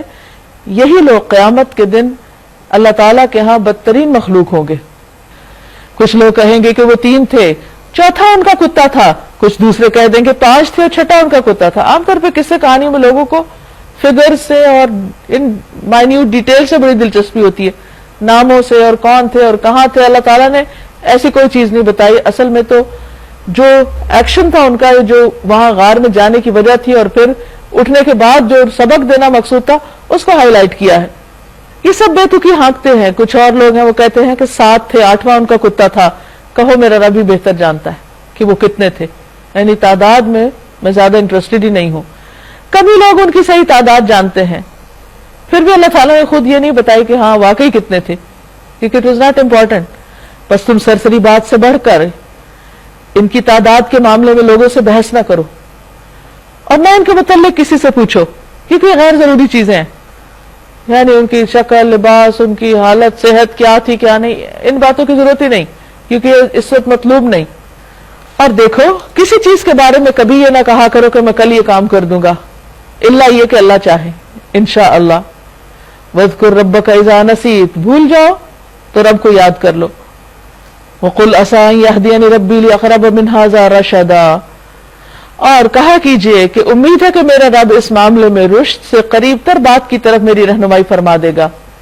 ہوا یہ کہ جب پوچھنے والوں نے آپ سے پوچھا تو آپ نے کانفیڈنٹلی کہہ دیا کہ میں کل بتا دوں گا. آپ کو یقین تھا کہ وہی آئے گی اور اللہ کی مدد آئے گی اور میں لوگوں کو جواب دے دوں گا. لیکن ہوا یہ کہ کئی روز تک وہی نہ آئی تو آپ بہت پریشان ہوئے. اس پر اللہ سبحانہ وتعالیٰ نے فرمایا کہ جب آپ کسی سے وعدہ کریں تو انشاءاللہ کہیں, چاہے پورا ارادہ بھی ہو کام کرنے کا پھر بھی. لیکن افسوس یہ کہ لوگوں نے اس لفظ کو اتنا مس یوز کیا کہ جب کوئی کام کرنے کا ارادہ نہیں ہو تو اس وقت کہتے ہیں کہ اگر اللہ نے چاہا. بھئی پہلے تو خود چاہو, پھر اللہ بھی تمہارے ساتھ ہے. اور وہ اپنے غار میں 300 سال رہے. کچھ لوگ مدت کے شمار میں 9 سال اور بڑھ گئے ہیں. تم کہو اللہ ان کے قیام کی مدت زیادہ جانتے ہیں. آسمان اور زمین کے سب چھپے ہوئے احوال اسی کو معلوم ہے. کیا خوب ہے وہ دیکھنے والا اور سننے والا. زمین و آسمان کی مخلوقات کا کوئی خبرگیر اس کے سوا نہیں, اور وہ اپنے حکم میں کسی کو شریک نہیں کرتا. اور اے نبی صلی اللہ علیہ وسلم, آپ کے رب کی کتاب میں سے جو کچھ آپ پر وحی کیا گیا اس کا جو کا تو سنا دو, یعنی پورا پورا بتا دیجئے. کوئی اس کے فرمودات کو بدل دینے کا مجاز نہیں. وَاصْبِرْ نَفْسَكَ مَعَ الَّذِينَ يَدْعُونَ رَبَّهُمْ بِالْغَدَاةِ وَالْعَشِيِّ يُرِيدُونَ وَجْهَهُ وَلَا تَعْدُ عَيْنَاكَ عَنْهُمْ تُرِيدُ زِينَةَ الْحَيَاةِ الدُّنْيَا. اور اپنے دل کو ان لوگوں کی معیت پر, ان لوگوں کے ساتھ پر مطمئن کر لیجئے جو اپنے رب کی رضا کے طلبگار بن کر صبح و شام اس کو پکارتے ہیں. یعنی آپ ایسے لوگوں کی کمپنی اختیار کیجئے, حالانکہ آپ اللہ کے پیغمبر ہیں, لیکن کہا گیا کہ ایسے لوگوں پہ توجہ رکھیے جو اللہ کو یاد کرتے ہیں اور ان سے ہرگز نگاہ نہ پھیریے. کیا آپ دنیا کی زندگی کی زینت پسند کریں گے؟ کسی ایسے شخص کی اطاعت نہ کیجیے جس کے دل کو ہم نے اپنی یاد سے غافل کر لیا, یعنی غافلوں کے ساتھ مت بیٹھیے. اور جس نے اپنی خواہش نفس کی پیروی اختیار کر لی اور جس کا طریقہ کار افراط و تفریط پر مبنی ہے, یعنی کہیں اعتدال نہیں, کبھی اس طرف لڑک گئے کبھی ادھر. صاف کہہ دیجئے یہ حق ہے تمہارے رب کی طرف سے, اب جس کا جی چاہے مان لے، جس کا جی چاہے انکار کر دے. ہم نے انکار کرنے والے ظالموں کے لیے ایک آگ تیار کر رکھی ہے جس کی لپیٹیں انہیں گھیرے میں لے چکی ہیں. وہاں وہ اگر پانی مانگیں گے تو ایسا پانی سے ان کی تواضع کی جائے گی جو تیل کی تلچھڑ جیسا ہوگا اور ان کا منہ بھون ڈالے گا. بدترین پینے کی چیز اور بہت بری آرام گاہ.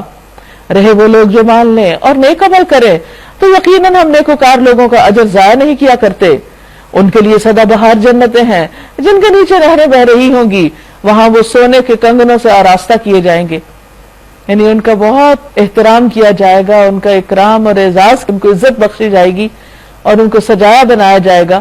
باریک ریشم اور اطلس و دیبا کے سبز کپڑے پہنیں گے، اونچی مسندوں پر تکیے لگا کے بیٹھیں گے. یعنی بہترین آرام گاہیں، بہترین اجر اور اعلیٰ درجے کی جائے قیام. پھر ایک اور واقعہ بیان کیا گیا جس میں مال کے فتنے کو واضح کیا گیا. آپ ان کے سامنے ایک مثال پیش کیجئے. 2 شخص تھے، ان میں سے ایک کو ہم نے انگور کے 2 باغ دیے اور ان کے گرد کھجور کے درختوں کی باڑ لگائی اور ان کے درمیان کاشت کی زمین رکھی. دونوں باغ خوب پھلے پھولے اور برابر ہونے میں انہوں نے کوئی کسر نہ چھوڑی. ان باغوں کے اندر ہم نے ایک نہر جاری کر دی اور اسے خوب نفع حاصل ہوا، یعنی باغ کے مالک کو. یہ کچھ پا کر ایک دن وہ اپنے ہمسائے سے بات کرتے ہوئے بولا، میں تجھ سے زیادہ مالدار ہوں. یعنی اپنی خود نمائی کرنے لگا اور ایک طرح سے ڈینگے مارنے لگا، اور تجھ سے زیادہ طاقتور نفری رکھتا ہوں. پھر وہ اپنی جنت یعنی باغ میں داخل ہوا اور اپنے نفس کے حق میں ظالم بن کے کہنے لگا اپنی مستی میں آ کے، وَمَا أَظُنُّ أَن تَبِيدَ هَٰذِهِ أَبَدًا، میں نہیں سمجھتا یہ دولت کبھی فنا ہوگی اور مجھے نہیں توقع کہ کبھی قیامت کی گھڑی آئے گی. تاہم اگر مجھے کبھی اپنے رب کے حضور پلٹایا بھی گیا تو ضرور اس سے بھی زیادہ شاندار جگہ پاؤں گا. یہ سب اس کے اپنے من گڑت خیالات تھے. اس کے ہمسائے نے گفتگو کرتے ہوئے اس سے کہا، کیا تو کفر کرتا ہے اس ذات سے جس نے تجھے مٹی سے پیدا کیا، پھر نطفے سے بنایا، پھر تجھے پورا ایک انسان بنا کھڑا کیا؟ رہا میں تو میرا رب تو وہی اللہ ہے اور میں اس کے ساتھ کسی کو شریک نہیں کرتا، یعنی کسی دولت کو، اولاد کو، کسی بھی اور چیز کو نہیں. اور جب تو اپنی جنت میں داخل ہو رہا تھا اس وقت تیری زبان سے کیوں نہ نکلا کہ ماشاء اللہ لا قوت الا باللہ. اگر تو مجھے مال اور اولاد میں اپنے سے کمتر پا رہا ہے تو بعید نہیں کہ مجھے میرا رب تیری جنت سے بہتر عطا فرما دے اور تیری جنت پر آسمان سے کوئی آفت بھیج دے جس سے وہ صاف میدان بن کر رہ جائے یا اس کا پانی زمین میں اتر جائے اور پھر تو اسے کسی طرح نہ نکال سکے. آخر کار ہوا یہ کہ اس کا سارا ثمرہ مارا گیا، اس کا سارا پھل ختم ہوا. یعنی جس باغ پر وہ بہت اترا رہا تھا اس باغ پہ ایک آفت آئی اور سب ختم ہو گیا، اور وہ اپنے انگوروں کے باغ کو الٹا پڑا دیکھ کر اپنی لگائی ہوئی لاگت پر ہاتھ ملتا رہ گیا اور کہنے لگا، کاش میں نے اپنے رب کے ساتھ کسی کو شریک نہ ٹھہرایا ہوتا. نہ ہوا اللہ کو چھوڑ کر اس کے پاس کوئی جت تھا کہ اس کی مدد کرتا، اور نہ کر سکا وہ آپ ہی اس آفت کا مقابلہ. اس وقت معلوم ہوا کہ کارسازی کا اختیار خدا برحق ہی کے لیے ہے. انعام وہی بہتر ہے جو وہ بخشے اور انجام وہی بخار ہے جو وہ دکھائے. یعنی اصل طاقت اور قوت اللہ کی ہے. انسان کبھی بھی مال کو پا کر تکبر نہ کرے، دوسروں کو حقیر نہ سمجھے اور کبھی نہ یہ سمجھے کہ سب کچھ ہمیشہ میرے پاس رہے گا. اللہ نے دیا اور اللہ جب چاہے لے سکتا ہے. اس لیے اصل چیز جو انسان کی باقی رہنے والی ہے وہ اس کے نیک اعمال ہیں، ان کو کبھی نہ چھوڑے.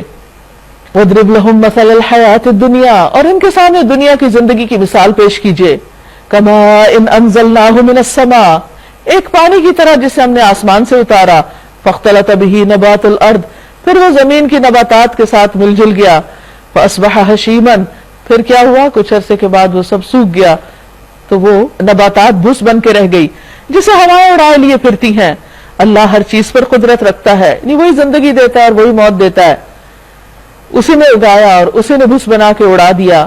المال والبنون زینۃ الحیات الدنیا والباقیات الصالحات خیر عند ربک ثوابا وخیر املا. اصل میں تو باقی رہ جانے والیاں نیکیاں ہی تیرے رب کے نزدیک نتیجے کے لحاظ سے بہتر ہیں اور انہی سے اچھی امیدیں وابستہ کی جا سکتی ہیں. یعنی دنیا کی مال و دولت تو سب ساتھ چھوڑ دینے والی، ساتھ کیا جائے گا انسان کے عمل. یعنی جب انسان فوت ہوتا ہے اسے قبر میں اتارا جاتا ہے، مال اور بیٹے واپس آ جاتے ہیں. ایک چھوٹی سی سونے کی تار بھی نہیں رہنے دی جاتی، وہ بھی اتار لی جاتی. سب کچھ خالی ہاتھ اور ساتھ کیا ہے؟ عمل کا خزانہ، جس کو انسان دنیا میں بھولا رہتا ہے۔ نماز ہے تو وہ جلدی جلدی سے پڑھ لی، ذکر ہے تو وہ غفلت سے کیا، حالانکہ ذکر کا مطلب اللہ کو یاد کرنا ہے، تو جس ذکر میں اللہ کی یاد ہی نہیں وہ کیا ذکر ہوا؟ تو یہاں پر واضح کر دیا گیا کہ یہ سب کچھ وقتی اور دنیاوی فائدے ہیں، ان میں کھو کر اللہ کو نہیں بھولنا۔ اسی لیے جو تسبیحات ہیں ان کو باقیات الصالحات بتایا گیا اور بہترین ذکر کے طور پر ہمیں سکھایا گیا، جیسے کہ ایک حدیث میں آتا ہے رسول اللہ صلی اللہ علیہ وسلم نے فرمایا سبحان اللہ والحمد للہ ولا الہ الا اللہ واللہ اکبر باقی رہنے والی نیکیوں میں سے ہے، یعنی ان کلمات کا خوب خوب ذکر کرنا چاہیے، فکر اس دن کی ہونی چاہیے جبکہ ہم پہاڑوں کو چلائیں گے اور تم زمین کو بالکل براہ نہ پاؤ گے، زمین پر کوئی پودا نہیں ہوگا، اونچ نیچ نہیں ہوگی، اور ہم تمام انسانوں کو اس طرح گھیر کر جمع کریں گے کہ اگلوں پچھلوں میں سے ایک بھی نہ چھوٹے گا، کوئی بھی کہیں چھپ نہیں سکتا، کیونکہ اسٹریٹ زمین پہ ہر شخص اپنے دو پاؤں کے ساتھ سیدھا کھڑا ہوگا اور اس طرح بالکل ویو سامنے ہوگا اللہ تعالیٰ کے، ایک بندہ بھی نگاہوں سے اوجھل نہیں ہوگا، اور تم زمین کو بالکل براہ نہ پاؤ گے اور ہم تمام انسانوں کو اس طرح گھیر کر جمع کریں گے اگلے پچھلوں میں سے ایک نہ چھوٹے گا، اور سب کے سب تمہارے رب کے حضور صف در صف پیش کیے جائیں گے،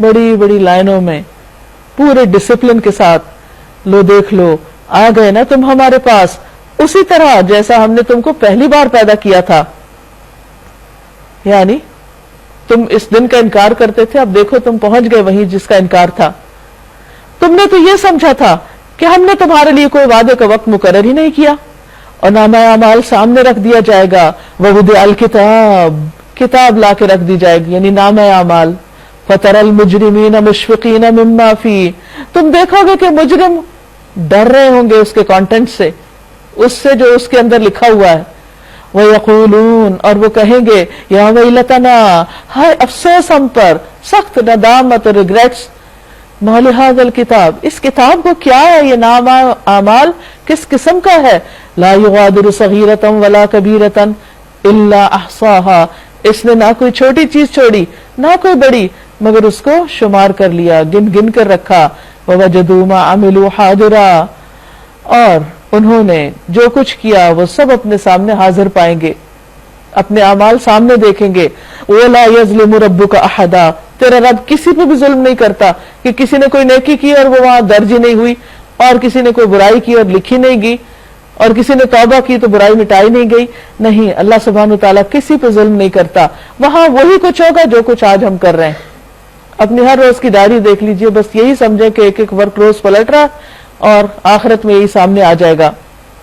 وَإِذْ قُلْنَا لِلْمَلَائِكَةِ اسْجُدُوا لِآدَمَ فَسَجَدُوا إِلَّا إِبْلِيسَ پھر آدم علیہ السلام کا واقعہ یاد کرو، جب ہم نے فرشتوں سے کہا کہ آدم کو سجدہ کرو تو انہوں نے سجدہ کیا مگر ابلیس نے نہ کیا، وہ جنوں میں سے تھا، اس نے اپنے رب کے حکم کی اطاعت نہ کی، اس سے نکل گیا، اب کیا تم مجھے چھوڑ کر اس کو اور اس کی ذریت اولاد کو اپنا سرپرست بناتے ہو، یعنی اللہ کو بھول کر اللہ کو چھوڑ کے شیطان کے راستے پہ چلنا چاہتے ہو، حالانکہ وہ تمہارے دشمن ہیں، تو دشمن کے راستے پہ کون جاتا ہے سوائے اس کے جو احمق ہو۔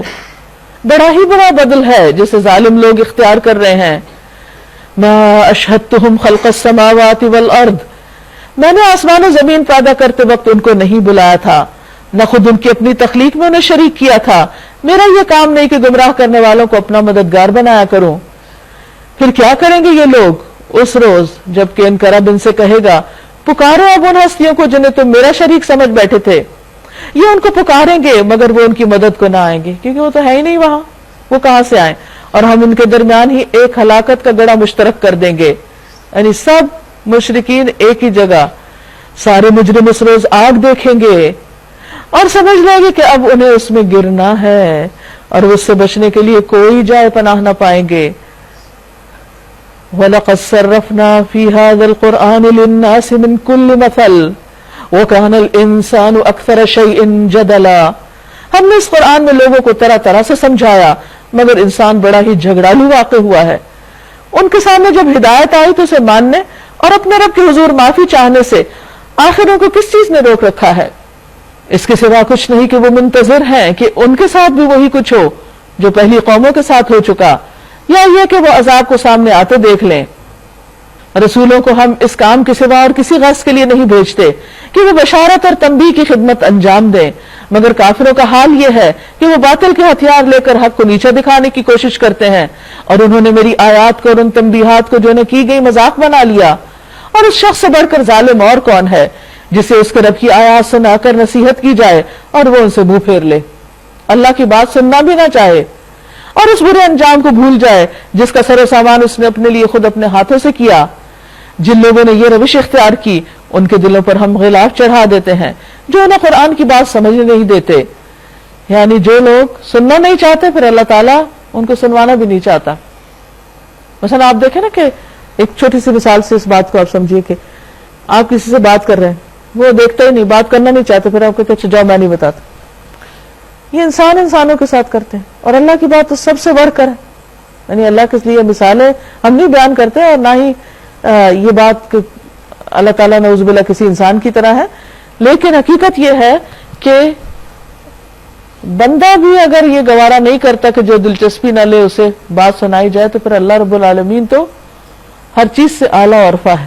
تو جن لوگوں نے یہ روش اختیار کی ہے ان کے دلوں پہ ہم نے غلاف چڑھا دیے ہیں، جو انہیں قرآن کی بات سمجھنے نہیں دیتے، اور ان کے کانوں میں ہم نے گرانی پیدا کر دی۔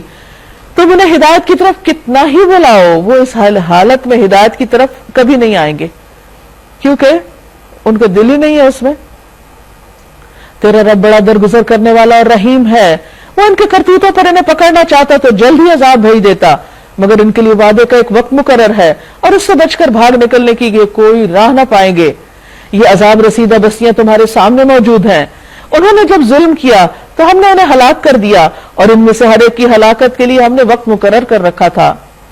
اب یہاں ایک اور واقعہ ہم پڑھیں گے، موسیٰ علیہ السلام کا واقعہ، جو علم کے فتنے سے بچنے کا سبق دیتا ہے۔ وَإِذْ قَالَ مُوسَىٰ لِفَتَاهُ لَا أَبْرَحُ حَتَّىٰ أَبْلُغَ مَجْمَعَ الْبَحْرَيْنِ أَوْ أَمْضِيَ حُقُبًا۔ ذرا ان کو وہ قصہ سنا جو موسیٰ علیہ السلام کو پیش آیا، جبکہ موسیٰ علیہ السلام نے اپنے خادم سے کہا تھا میں اپنا سفر ختم نہ کروں گا جب تک کہ دونوں دریاؤں کے سنگم پر نہ پہنچ جاؤں، ورنہ میں ایک زمانہ دراز تک چلتا ہی رہوں گا۔ اب یہ کیا قصہ ہے، کیا سفر تھا، کیوں پیش آیا؟ کہا جاتا ہے کہ کسی نے موسیٰ علیہ السلام سے سوال کیا کہ کیا آپ سے بڑا بھی کوئی عالم ہے؟ تو انہوں نے کہا کہ میں نہیں جانتا کہ مجھ سے زیادہ بھی کوئی عالم ہو سکتا ہے۔ تو اللہ سبحانہ وتعالیٰ کو یہ بات پسند نہ آئی، تو اللہ تعالیٰ نے ان کو حکم دیا کہ وہ جائیں اور ایک اپنے سے زیادہ علم رکھنے والے کو مل کر آئیں۔ تو ان کی ملاقات یعنی خضر علیہ السلام کی ملاقات کے لیے اللہ تعالیٰ نے موسیٰ علیہ السلام کو سفر کرنے کا حکم دیا، تو انہوں نے اپنے شاگرد یوشع بن نون کو ساتھ دیا، مچھلی ساتھ رکھی اور دریا کے کنارے کنارے چل پڑے۔ تو انہوں نے کہا کہ جب تک میں اپنی منزل تک نہیں پہنچتا میں چلنا نہیں چھوڑوں گا، اتنے اپنے دھن کے پکے تھے۔ پھر جب وہ ان کے سنگم پر پہنچے تو اپنی مچھلی سے غافل ہو گئے، اور وہ نکل کر اس طرح دریا میں چلی گئی جیسے کوئی سرنگ لگی ہو، اور یہ اصل میں نشانی تھی کہ جہاں یہ مچھلی دریا میں چلی جائے گی وہیں پر وہ شخص ملے گا۔ آگے جا کر موسیٰ علیہ السلام نے اپنے خادم سے کہا لا ہمارا ناشتہ، آج کے سفر پر تو ہم بری طرح تھک گئے۔ خادم نے کہا آپ نے دیکھا یہ کیا ہوا؟ جب ہم اس چٹان کے پاس ٹھہرے ہوئے تھے اس وقت مجھے مچھلی کا خیال نہ رہا، اور شیطان نے مجھے ایسا غافل کر دیا کہ میں آپ سے ذکر کرنا بھول گیا۔ مچھلی تو عجیب طریقے سے نکل کر دریا میں چلی گئی، اور مجھے چاہیے تھا کہ آپ کو بتاتا کہ ایسا ہو، لیکن مجھے یاد ہی نہیں رہا۔ موسیٰ علیہ السلام نے کہا اسی کی تو ہمیں تلاش تھی، وہی تو خضر کو ملنا تھا۔ چنانچہ وہ دونوں اپنے نقش قدم پر واپس ہوئے، آگے جا کے پھر واپس پلٹے، اور وہاں انہوں نے ہمارے بندوں میں سے ایک بندے کو پایا جسے ہم نے اپنی رحمت سے نوازا تھا اور اپنی طرف سے ایک خاص علم عطا کیا تھا، یعنی خاص علم جو عام لوگوں کے پاس نہیں ہوتا۔ موسیٰ علیہ السلام نے اس سے کہا کیا میں آپ کے ساتھ رہ سکتا ہوں تاکہ آپ مجھے بھی اس دانش کی تعلیم دیں جو آپ کو سکھائی گئی؟ یعنی سیکھنے کے لیے موسیٰ علیہ السلام پہلے اجازت مانگ رہے ہیں۔ اس نے جواب دیا آپ میرے ساتھ صبر نہیں کر سکتے، اور جس چیز کی آپ کو خبر نہ ہو آپ اس پہ صبر کر بھی کیسے سکتے ہیں؟ موسیٰ علیہ السلام نے کہا انشاءاللہ آپ مجھے صابر پائیں گے، یعنی اپنی ڈٹرمنیشن اور ارادہ ظاہر کیا، اور میں کسی معاملے میں آپ کی نافرمانی نہ کروں گا، یعنی ایک اچھا شاگرد بن کے رہوں گا۔ اس نے کہا اچھا اگر آپ میرے ساتھ چلتے ہیں تو مجھ سے کوئی بات نہ پوچھیں جب تک کہ میں خود اس کا آپ سے ذکر نہ کروں، یعنی سیکھنے کے لیے خاموشی شرط ہے، اجازت کے بغیر بول نہیں سکتے۔ اب وہ دونوں روانہ ہوئے، یہاں تک کہ جب وہ کشتی میں سوار ہو گئے تو اس شخص نے کشتی میں شگاف ڈال دیا۔ موسیٰ علیہ السلام نے کہا آپ نے اس میں شگاف ڈال دیا تاکہ سب کشتی والوں کو ڈبو دے؟ یہ تو آپ نے ایک سخت حرکت کر ڈالی۔ اس نے کہا میں نے تم سے کہا نہ تھا کہ تم میرے ساتھ صبر نہیں کر سکتے. موسیٰ علیہ السلام نے کہا بھول چوک پہ مجھے نہ پکڑیے, میرے معاملے میں آپ ذرا سختی سے کام نہ لیں. پھر وہ دونوں چلے یہاں تک کہ ان کو ایک لڑکا ملا اور اس شخص نے اسے بھی قتل کر دیا. موسیٰ علیہ السلام نے کہا آپ نے ایک بے گناہ کی جان لے لی, حالانکہ اس نے کسی کا خون نہ کیا تھا. یہ کام تو آپ نے بہت ہی برا کیا. اس نے کہا میں نے تم سے کہا نہ تھا کہ تم میرے ساتھ صبر نہیں کر سکتے. موسیٰ علیہ السلام نے کہا اس کے بعد اگر میں آپ سے کچھ پوچھوں تو آپ مجھے ساتھ نہ رکھیے, لیجئے اب تو میری طرف سے آپ کو عذر مل گیا. انشاءاللہ کہانی جاری رہے گی اگلے پروگرام میں. فی الحال آج کے پروگرام کا وقت ختم ہوتا ہے, یہاں پر پارہ مکمل ہوا. آپ میں سے اگر کوئی اپنے ریفلیکشنز دینا چاہیں, کوئی مزید معلومات ایڈ کرنا چاہیں یا کچھ اپنے تاثرات شیئر کرنا چاہیں, یو آر موسٹ ویلکم. وہ جو سورہ کاف میں بات آئی تھی کہ یہ کتاب جب کھولی جائے گی اور پڑھی جائے گی اور کوئی چھوٹی سی چھوٹی بات بھی نہیں, تو وہ فیلنگ جو آ رہی تھی کہ جب ہمارے سامنے وہ جب سب کچھ کھلے گا اور جب وہ باتیں سامنے آئیں گی, جیسے بچے کا رزلٹ آتا تو اس کو کتنا خوف ہوتا ہے کہ پتہ نہیں اس میں ہر بات, تو اس میں تو ہمارے دل کے خیالات بھی آ جائیں گے سامنے. تو ابھی بھی ہم شاید بولنے میں, لیکن دل کے اندر جو ہم سوچتے ہیں اس پہ تو ہم کبھی سوچتے ہی نہیں کہ ہم کیا کیا سوچ رہے ہیں, حالانکہ اس کتاب میں تو سب کچھ ہوگا. ایک ریمائنڈر جو ہمارے والدین کے لیے آپ نے انٹرو میں دیا وہ مجھے بہت ٹچ کیا, بیکاز ایٹ ٹائمز ہم صرف ماں کو فوکس کر رہے ہوتے ہیں ان کی فیلنگس کا خیال رکھنے کے لیے, مگر باپ کی وہ جو چیز ہے ایک امپورٹنس ہے اس کو کبھی کبھی ہم لہجے میں اور ان کے حکم کو اگنور بھی کر دیتے ہیں اور اس طرح سے لے کے نہیں چلتے. تو وہ ایک جو حدیث سے مجھے ایک ریمائنڈر ملا کہ ماں باپ دونوں کے لیے آپ اف بھی نہیں کر سکتے اور ان کو فار گرانٹیڈ نہیں لے سکتے. تو وہ دل ابھی تک میری پورے قرآن کے اس میں ابھی تک میرے دل کو بہت زیادہ وہ ہے, اور جاتے ہی مجھے ہے کہ جا کے میں ان سے بات. ہم نے قرآن میں جا بجا قرآن کی آیات کا مذاق اڑانے والوں کے بارے میں پڑھا اور ان کا انجام کیا یہ بھی ہمیں پتہ چلا, لیکن آج ہمیں ضرورت ہے کہ ہم اپنا جائزہ لیں اور اس بات کو پہچانیں کہ کیا صرف زبان سے ہی قرآن کی آیت کا مذاق اڑانے والوں کا یہ انجام ہوگا؟ کیا عمل کے ذریعے قرآن کی آیتوں کا مذاق نہیں اڑایا جاتا؟ اس میں جو والدین کے بارے میں جو کہا گیا ہے کہ ان سے اف نہ کہو, اور اف اگر زور سے بولا جائے تو اس سے ایک موم بتی بجھ جاتی ہے, تو اس سے ماں باپ کا دل کتنا زیادہ دکھتا ہے جب بچے ماں باپ کے سامنے زور سے بات کریں. وہ ماں باپ ہی فیل کر سکتے ہیں. اللہ کرے کہ بچے جو ہیں وہ سمجھیں, اور ماں باپ کو بھی چاہیے کہ ان سے ہمیشہ پیار سے اور نرمی سے ہی بات کریں, کیونکہ اگر ان کو بہت ہی زیادہ ڈانٹا جائے اور بےعزتی کی جائے تو بےعزتی کوئی فیل اچھا نہیں پسند کرتا. وہی سیکھ لیتے ہیں, جی وہی سیکھتے ہیں ماں باپ سے, ہاں ان کا لہجہ, اور بچے زیادہ تر ماں کا لہجہ جو ہوتا ہے اس کو فالو کرتے ہیں. تو ماں کو چاہیے کہ اپنا طریقہ جو ہے, اپنا انداز بیاں جو ہے وہ بہت اس کا بہترین ہونا چاہیے. گڈ. سورہ بنی اسرائیل آیت نمبر 11 میں اللہ تعالیٰ فرماتے ہیں انسان شر اس طرح مانگتا ہے جس طرح خیر مانگنی چاہیے. ہم ہر تکلیف میں بہت جلدی اپنے لیے بدوائیں کرنے لگتے ہیں اور اپنے آپ کو بدوائیں دیتے رہتے ہیں کہ اللہ ہمیں ایسا کر دے, اللہ ہمیں موت دے دے. اگر ہم اس تکلیف پر صبر کی دعا مانگے اور ثابت قدمی کی دعا مانگے تو وہ ہمارے لیے زیادہ بہتر ہے. تو ہمیں صبر کی دعا, ثابت قدمی کی دعا مانگنی چاہیے. گڈ. سورہ کہف آیت نمبر 14 میں بتایا گیا کہ جب چند نوجوان اللہ کے لیے نکلے تو اللہ نے ان کے دلوں کو ثبات عطا کیا.